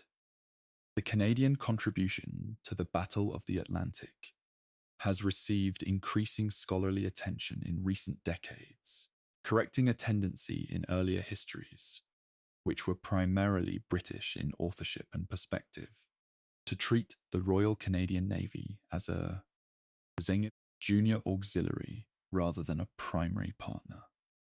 By the end of the war, the Royal Canadian Navy was escorting roughly half of all North Atlantic convoys and had grown from a pre-war force of approximately 3,500 personnel to a wartime force of approximately 100,000.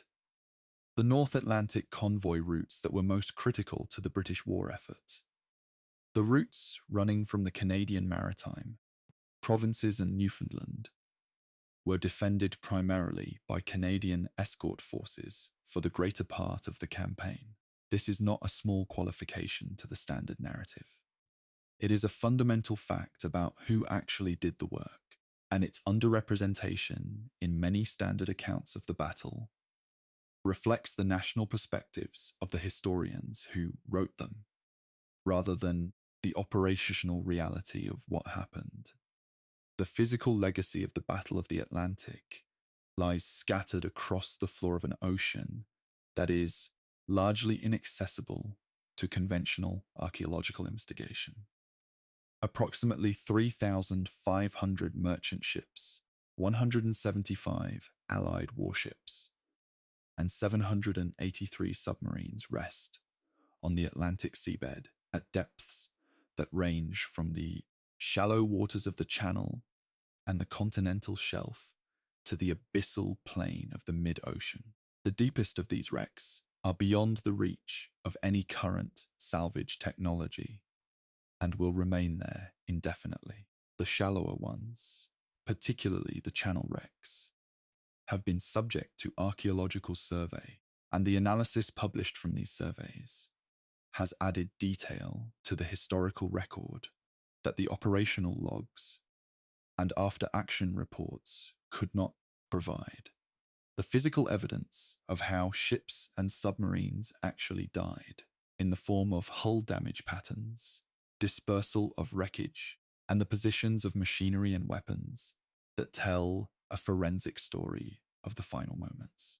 An archaeological analysis of Channel U-boat wrecks from the inshore campaign of 1944 and 1945 has produced revised assessments of some loss attributions that the wartime records had classified with less certainty than the post-war histories implied. The strategic lesson of the Battle of the Atlantic that has been most consistently drawn by naval and military historians is the lesson of supply, that in modern industrial war, the ability to sustain the flow of material across strategic distances is as important as any single operational engagement. Britain could not have continued fighting without the Atlantic convoys. The Allied invasion of Western Europe could not have been mounted without the years of supply flow that the Atlantic convoys had delivered. The defeat of Germany required the prior defeat of the system that threatened those supply lines, and the defeat of the Wolfpack required not a single decisive battle, but a sustained, multidimensional effort across 5.5 years, involving industrial output, cryptanalysis, technology development, tactical doctrine, and the human endurance of hundreds of thousands of people across every branch of service and every participating nation. This complexity, the way in which the outcome depended on the convergence of many independent streams of effort, that each individually was insufficient, is the analytical truth of the campaign that no single dramatic narrative fully captures.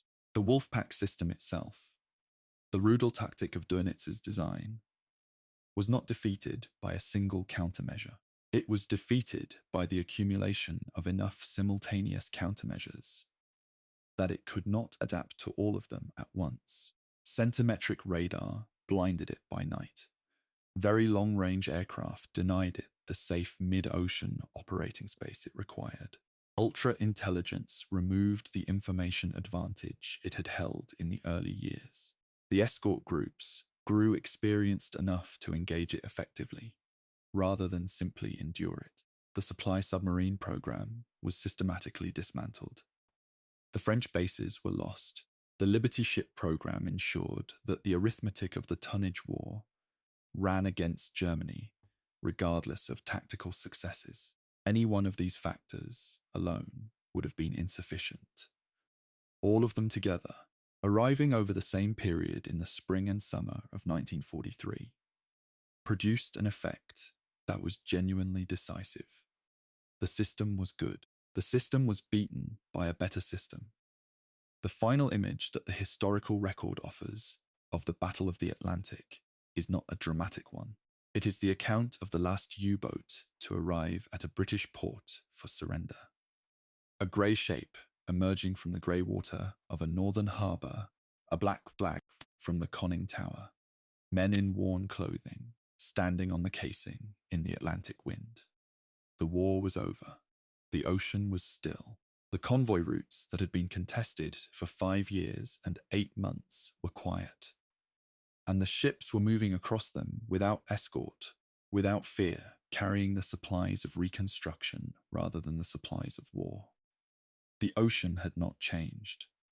The water was the same temperature, the swells the same height, the sky the same particular shade of Atlantic grey. What had changed was everything that human beings had been doing in it, and over it and under it.